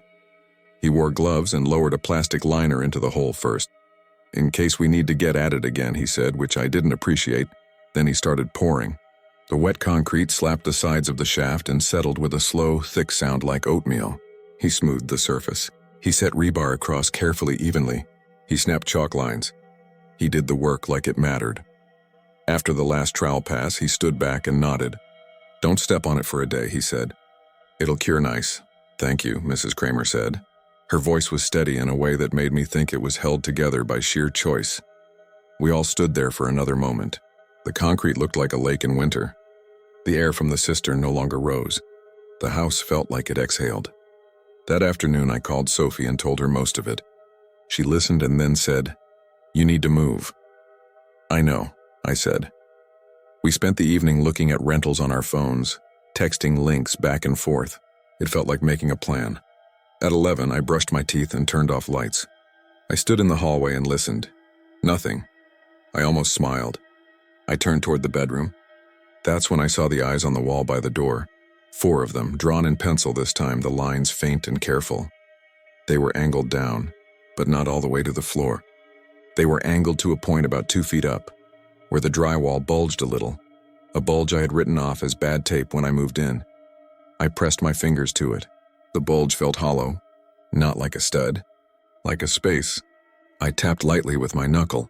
The sound came back with a quick, tight echo as if there was air behind it. Something small shifted inside and tapped back. I stood there for a very long time, hand on the wall, my own eyes fixed on a point that wasn't the floor anymore. The house was quiet as a sleeping mouth. I tell myself that the painted eyes in the graveyard weren't for us, not to scare trespassers or to be weird. They were there to watch something under the stones, to keep it from moving, to keep it seen. People tried to scrub them off and the eyes came back because the job wasn't finished. It was never finished. The eyes weren't a threat.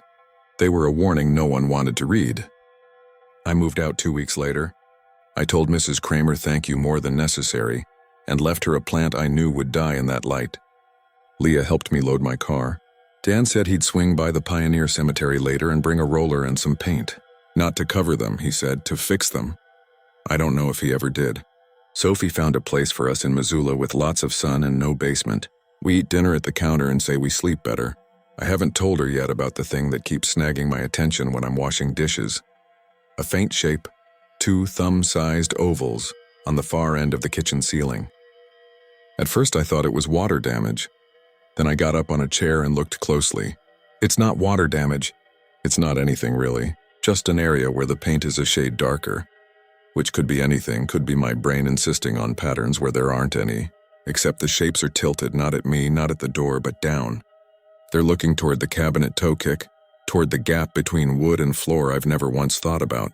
I haven't said anything because saying it makes it real, and because part of me still believes the eyes are trying to help. They're not looking at me, they're showing me where to look. And I don't want to know what's under there. Not yet, maybe not ever. But I moved the kitchen rug to cover that spot, thin as a gauze bandage over something that still breathes. If you live near South Hill or Lotta Creek and you know the cemetery, please don't scrub the eyes off the stones. Don't make it someone else's job to repaint them. Don't turn your face away from what the eyes are trying so hard to keep sight of. And if you wake to that thin chemical smell in your house and you see 2 small marks on the wall, and you realize they're a little lower than you're used to looking, don't look up. Look down.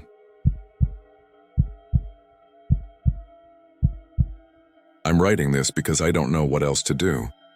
I don't think going to the police will help, and even if it did, I can't see how I'd explain any of this without sounding like I'm trying to prank them.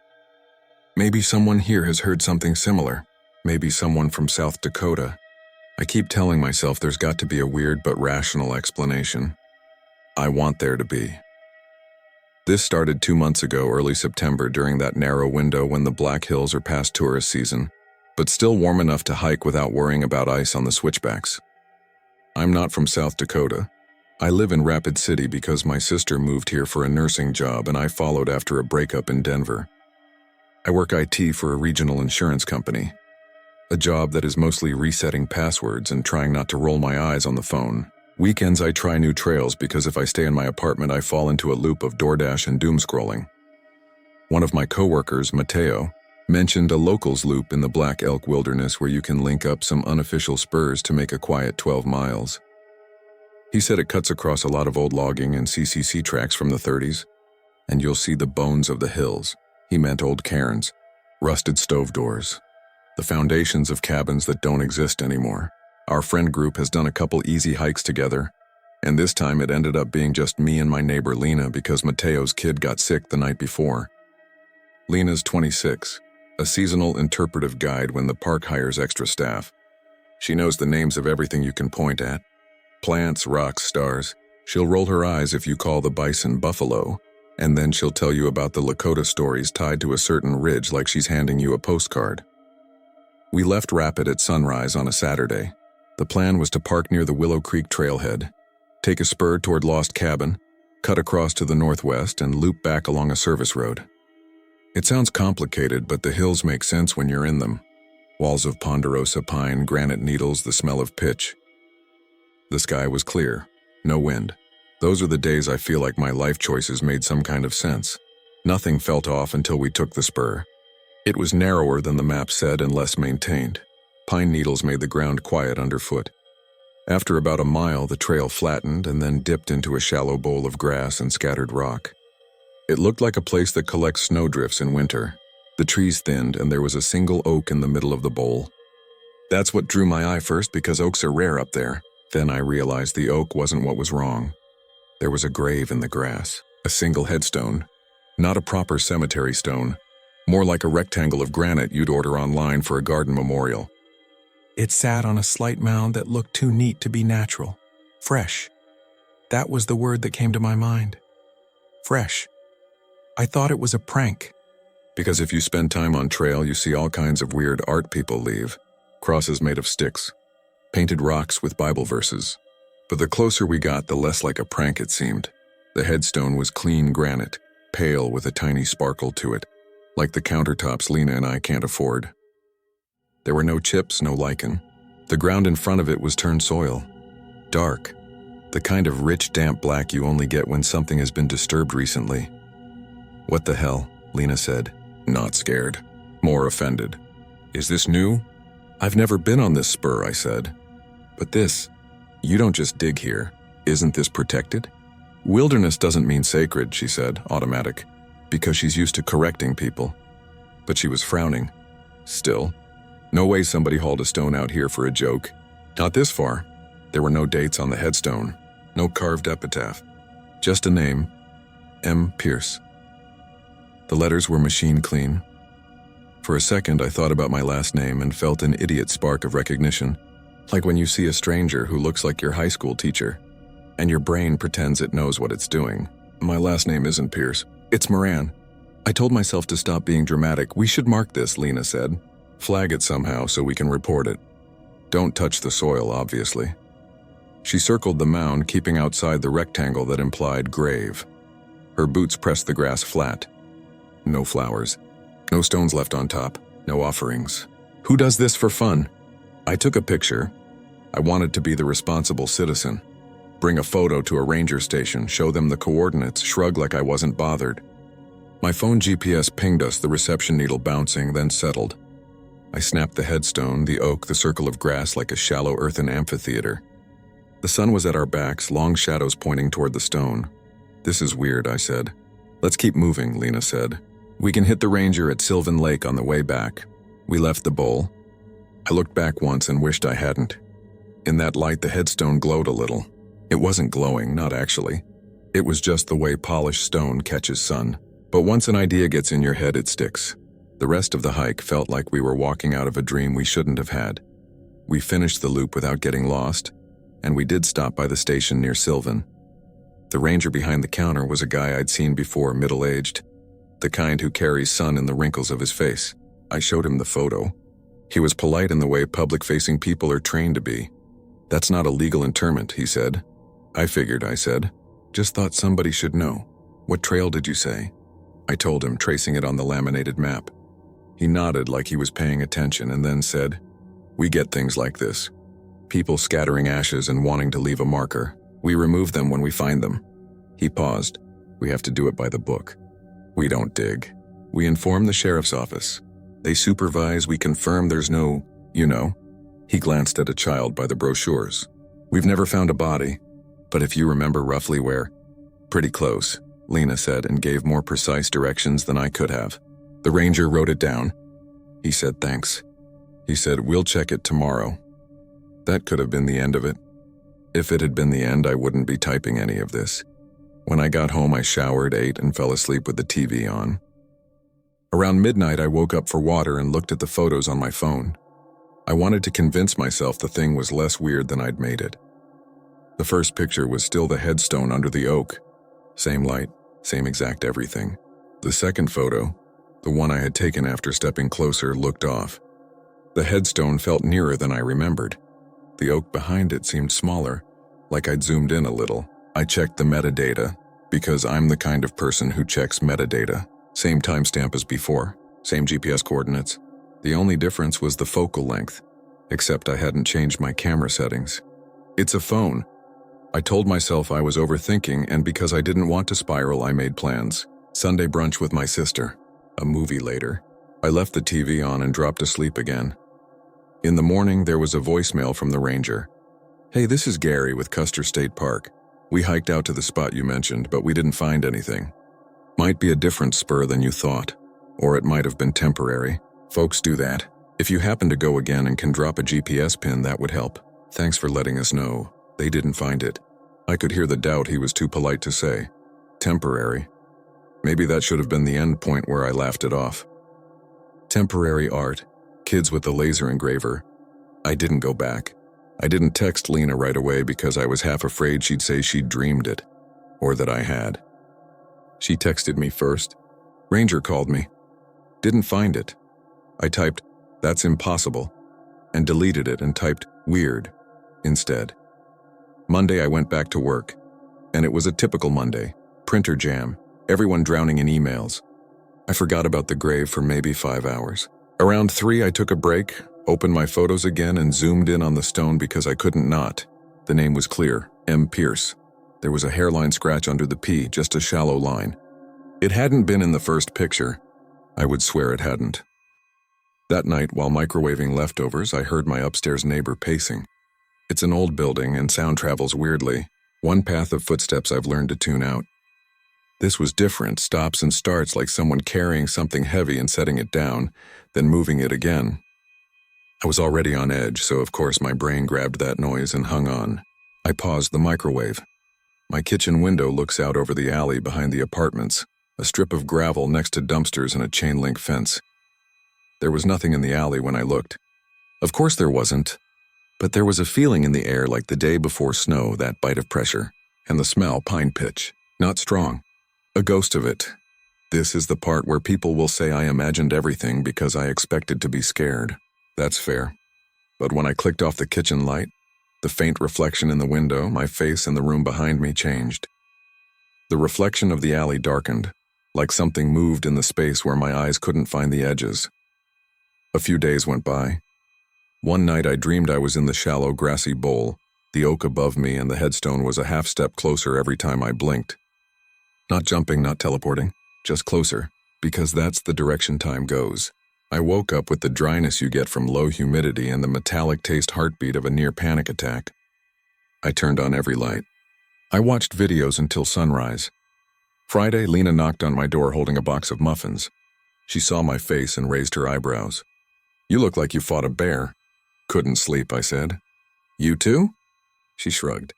She looked better than me, but there were purple arcs under her eyes. I called Gary again.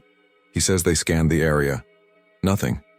He asked if we might have been closer to cathedral spires. We weren't. Do you still have the photos? She asked. I handed her my phone.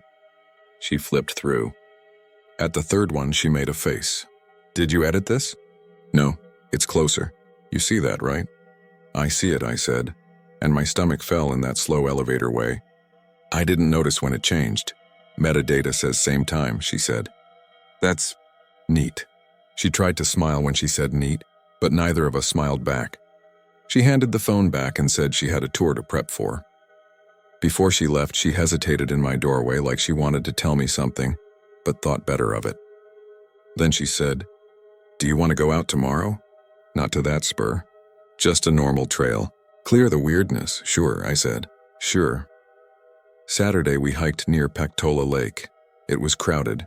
Families, dogs. A guy in an American flag tank top blasting country music from a speaker clipped to his backpack like a tumor. It was aggressively normal and that felt good. On the drive back, Lena said, casual as flipping on a blinker, "I saw a grave." My hands tightened on the wheel. What?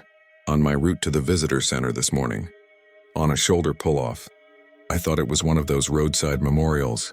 Cross flowers, but it was a grave. Like stone mound, the whole deal.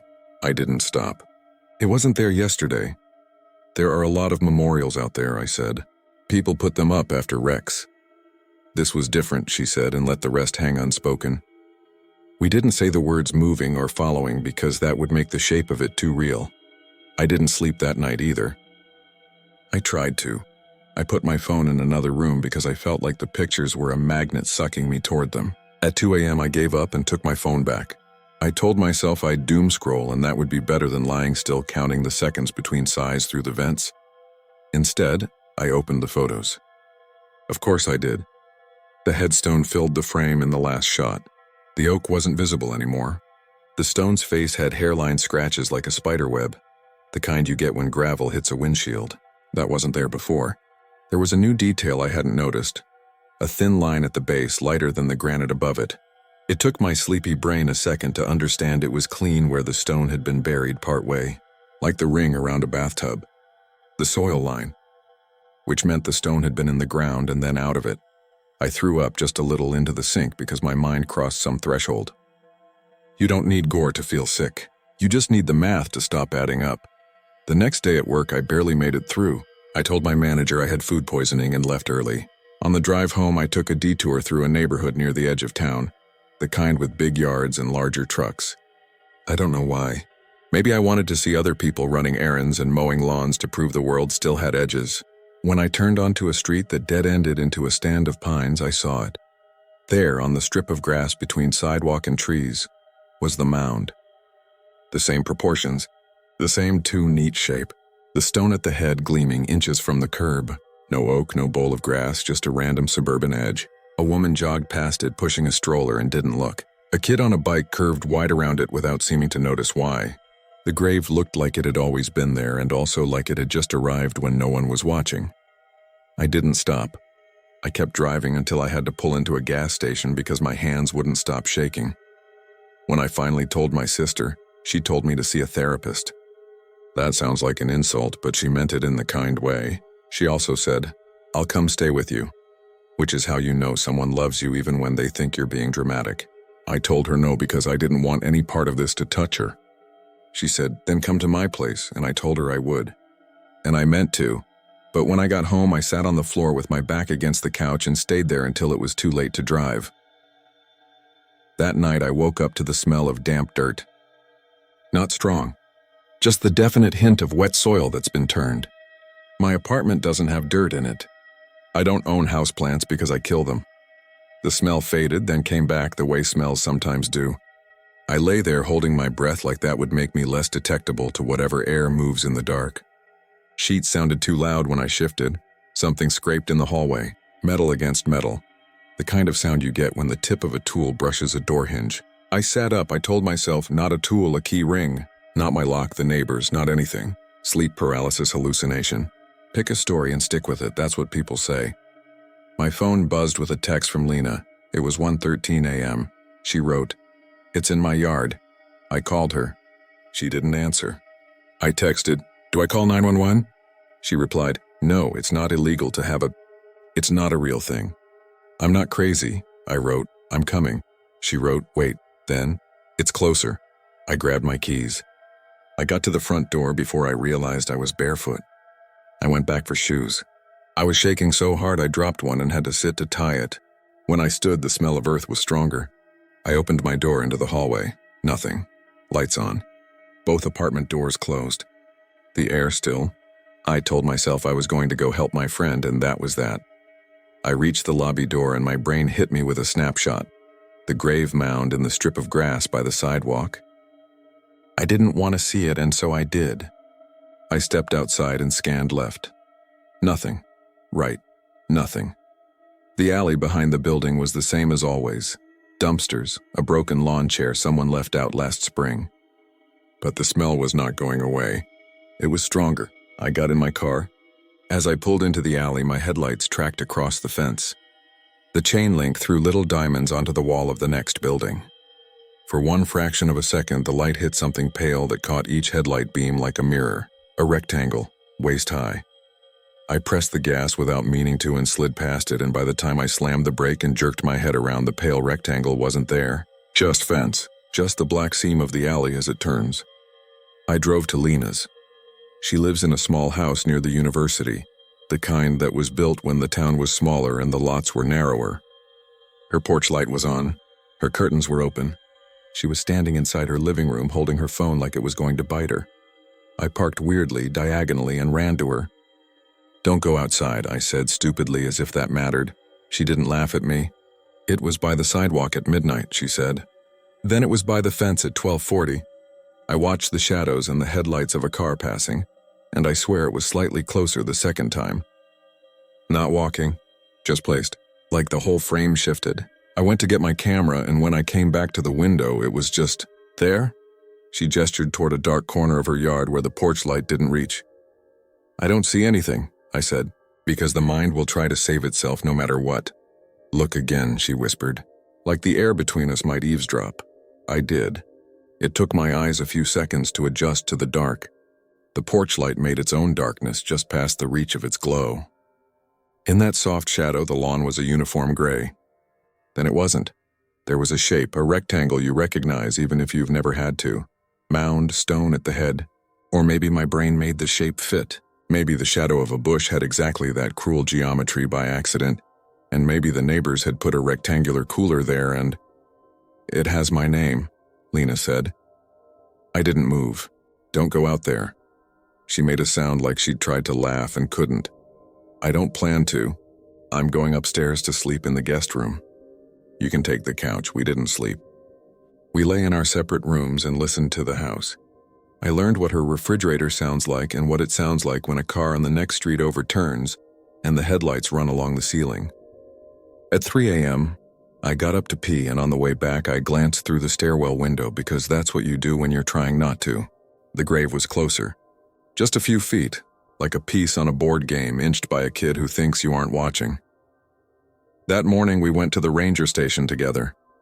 Gary wasn't on duty. A younger guy took our statement with the patience of someone who fields a lot of Bigfoot jokes.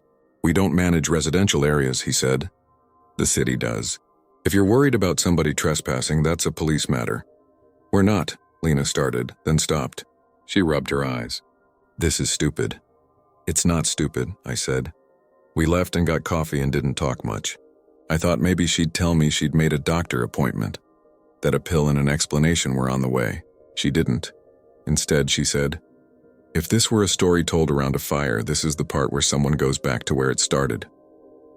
"I don't love that logic," I said. "I don't either," she said.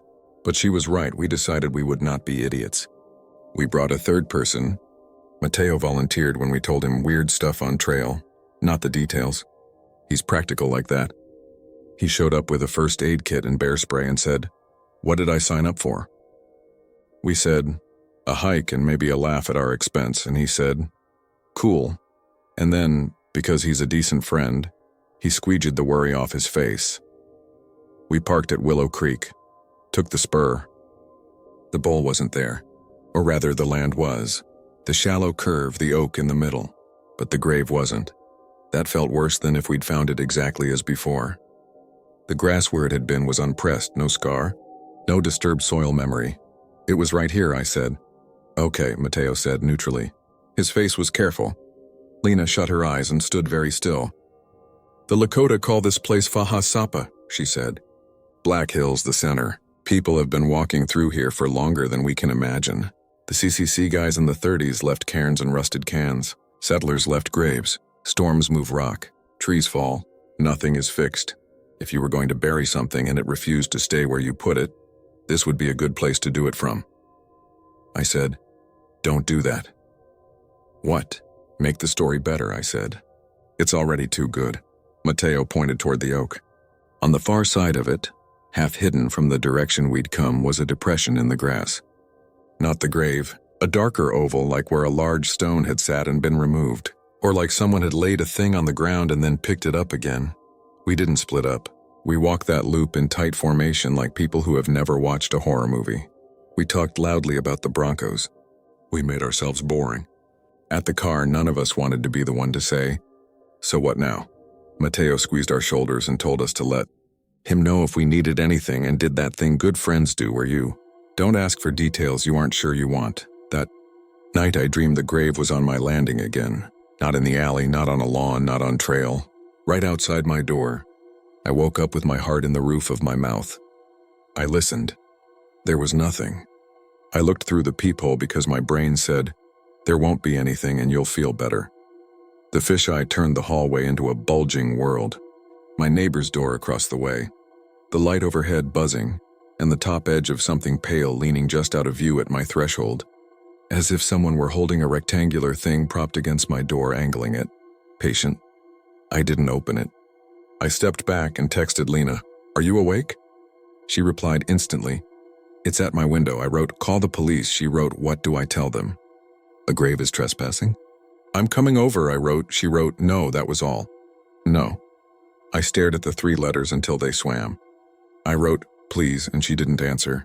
I sat on the floor against my door until my legs went numb, then crawled to the couch. I woke after sunrise with the kind of whiplash panic that makes you think you've missed a flight. My phone had one new text from Lena at 4:12 a.m. "It's okay. It left. We didn't talk that day." She didn't come to work. I didn't either. I went to her house around noon with groceries I didn't expect us to eat. Her car was in the driveway. Her porch light was still on in the middle of the day. I knocked, then used the hide-a-key she once teased me for noticing. The inside of her house smelled like her. Cedar soap, shampoo, and something else. Dirt, wet, metallic. I called her name, no answer. I walked room to room with a useless gentleness like I might wake someone. The guest room bed was unmade. In the main bedroom, the curtains were open. The grass outside the window was perfectly ordinary. The only wrong detail, a little crescent of turned soil under the window, as if a shovel blade had rested there for a moment and then changed its mind. She texted me at 1:40 p.m. "I'm okay." I went to my sister's in Pierre. I wrote, "When did you leave?" No answer. I tried again. "Can I call?" No answer. I told myself she was driving and being responsible. I told myself a lot of things. That night I didn't try to sleep. I sat up watching a geology documentary on mute and jumped at every plumbing noise. Around 2, I got thirsty and went to the kitchen. When I turned on the tap, the water sputtered, coughed air, then ran with a reddish tint for a second. It cleared. Old pipes. The building is old, but the smell that came up from the drain wasn't iron. It was loam. I started to go back to the living room and then stopped because the air against my ankles felt cold, like a door was open somewhere. My front door was closed. The windows were latched. The bathroom window, though, its curtain moved with a breath I couldn't feel anywhere else. I told myself I wouldn't look. Then I did. There's glass block above my tub, a grid that makes whatever's outside look like a smear. Through that grid, a pale rectangle passed slowly by, top left to bottom right, like someone carrying something long and flat along the wall. The movement was patient. I could hear maybe the faintest hiss of grit under something heavy. I didn't shower for 2 days after that. I didn't look out the bathroom window. I skipped work and lied about a fever. I left my TV on so the apartment had voices that weren't mine. Tuesday afternoon, Mateo showed up. He didn't say I looked like hell, which made me want to cry. He said, "Let's get dressed. We're going for a drive," like I was a sullen teenager. We drove out toward Spearfish Canyon because it's the kind of road you drive when you want to. Remember that geological time exists and your problems are a hiccup. The canyon walls narrow the sky and make you feel held. We pulled off near Bridal Veil Falls. We stood with the other people pointing their phones. We pretended to be them. For 30 minutes it worked. On the way back, my phone buzzed with an unknown number. I let it go to voicemail. Then I listened. It was the ranger, Gary. "Hi, this message is for the reporting party from last weekend. We've had a few calls. I'm not saying they're related, but if you're willing to come by, I'd appreciate talking to you in person." I looked at Mateo. He nodded without me asking. We went. Gary wasn't the calm pro from the first day. He looked like a man on the third day of a problem that won't fit in a box. He closed his office door behind us. "I'm not supposed to tell you this," he said, which made me want to leave because anyone who starts a sentence with that wants help hiding something. "But I think you'll tell it somewhere, and I'd rather the version be mine than the rumor mill's." He rubbed his forehead. 3 separate hikers and a camp host reported seeing a grave where there shouldn't be one. Different locations. No remains. No vandalism. We go to check and there's nothing each time. We chalked it up to people mistaking roadside memorials. Then this morning a couple came in saying they saw their names on the stone. I stared at him. "Names?" "They didn't want to sign a report," he said. "They left. We're not a ghost hunting service. I shouldn't even be entertaining this. But if there's some installation, some viral thing, I need to get ahead of it. So I'm asking you to take me to where you saw it. Again." "We already tried," I said. "I know," he said. "Humor me." We went. The 3 of us. We walked into the bowl and it was just a bowl with an oak. I took out my phone and snapped a picture because that's who I am now. When I lowered it, the grave was there. I didn't hear it arrive. No footsteps, no slide. 1 second grass with a memory of shadows. The next second, a neat rectangle of turned soil and that stupid clean stone like a tooth. My heart nearly dropped me. Gary swore, a single soft syllable, more prayer than curse. The name on the stone read M. Pierce. Gary said, "All right, okay," as if talking to a wild animal. He took out his radio, then thought better of it and put it back. He took 3 steps closer, careful not to step on the mound, and crouched. "The soil is disturbed," he said to himself, "because a ranger has to narrate the world into compliance." No blood. Nope. He made himself stop. "Don't touch it," Lena had said a decade earlier, or yesterday, or in my head. I heard her voice even though she wasn't there. I said, "Gary, don't." He reached out his hand toward the stone. He didn't touch it. He hovered an inch away. The stone looked warmer where his hand nearly met it, as if his heat pulled something up from it. He pulled his hand back like he'd almost touched a stove. "I'm not supposed to be scared of rocks," he said, and stood carefully. He looked at me. "What does it say to you?" "My name," I said. I didn't know I was going to say it until I did. The letter said Monsieur Pierce, but my mouth said my name because that's what my eyes were handing it. Gary nodded, slow. "And your friend?" "Same," Mateo said. His voice was smaller than I'd ever heard it. We backed away like leaving a sleeping child. We didn't run. I wanted to run. "Scoff at me in a different life," Gary said. "But if I see this at my house, I'm calling you." We left it there. We drove back in silence. When Mateo dropped me at my building, I noticed the alley was wet like someone had hosed it, except it hadn't rained. A neighbor carried groceries past me and said hello and smiled, and then looked past me at something down the hall and lost the smile for a fraction of a second before catching it again. Like tripping and pretending you meant to dance, I wanted to leave town. Drive to Wyoming. Drive anywhere. But there were too many stories in my head like barnacles. People say if you run it follows faster. People say it cares if you name it. People say. That night I put a chair under the doorknob. I don't know why. It's an apartment door with a deadbolt. The chair would only make it annoying for me later. I brushed my teeth in the kitchen sink like the bathroom might bite me. I told myself I'd sleep under the coffee table because that felt safer. Like the table could shelter me the way tents shelter children from monsters you can see through the nylon. I woke to a sound that was not a sound but a weight. A shift in the room's center of gravity. Like a person walking into a space you thought was empty. My eyes were open before my brain realized they were. The room was the color of pre-dawn.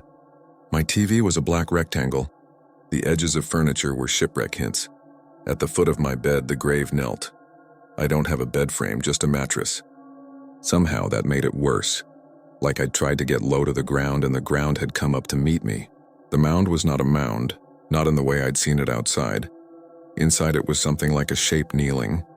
The suggestion of earth where knees would go.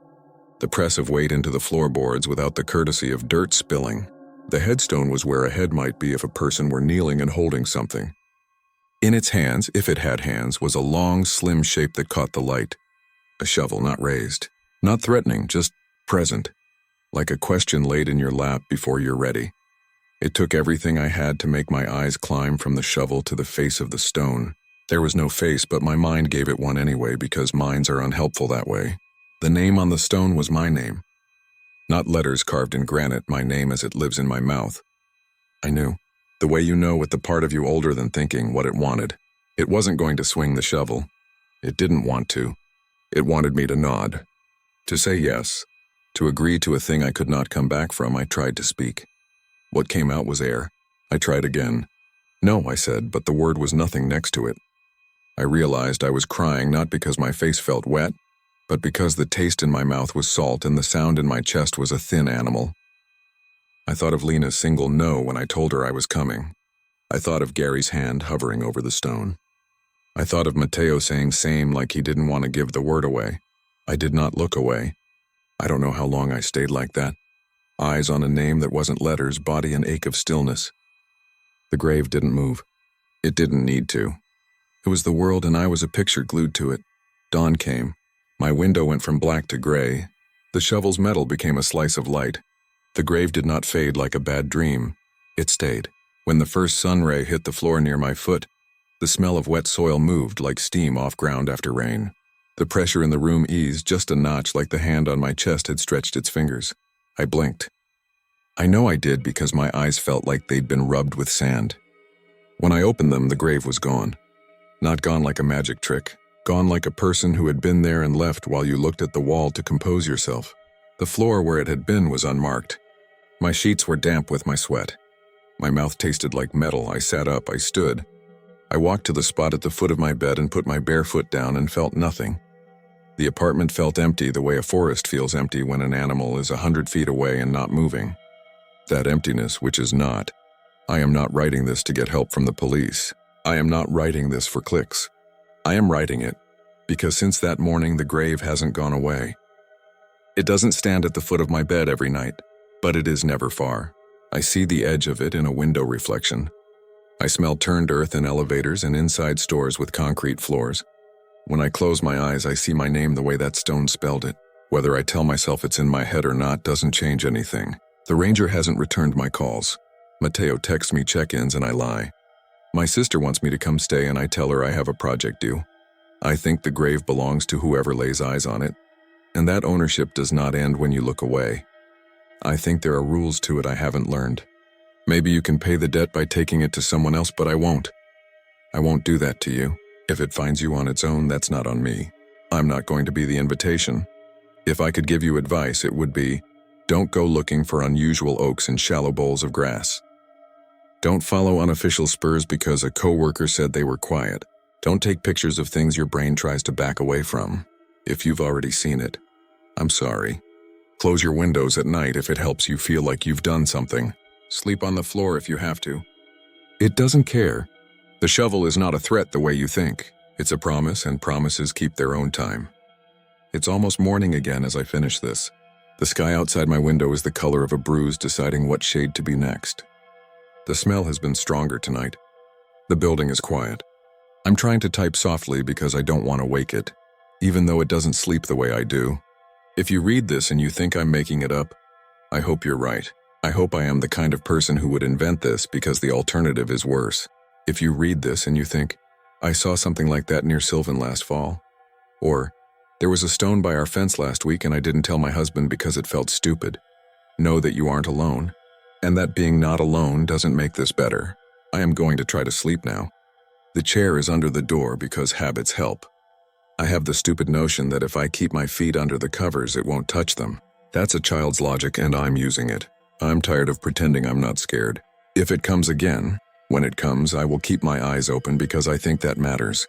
I will not say yes. I will not nod. I will not give it the word it's waiting for. But I know something I didn't at the start. It has time. It has all the time in the world. And it knows where my bed is.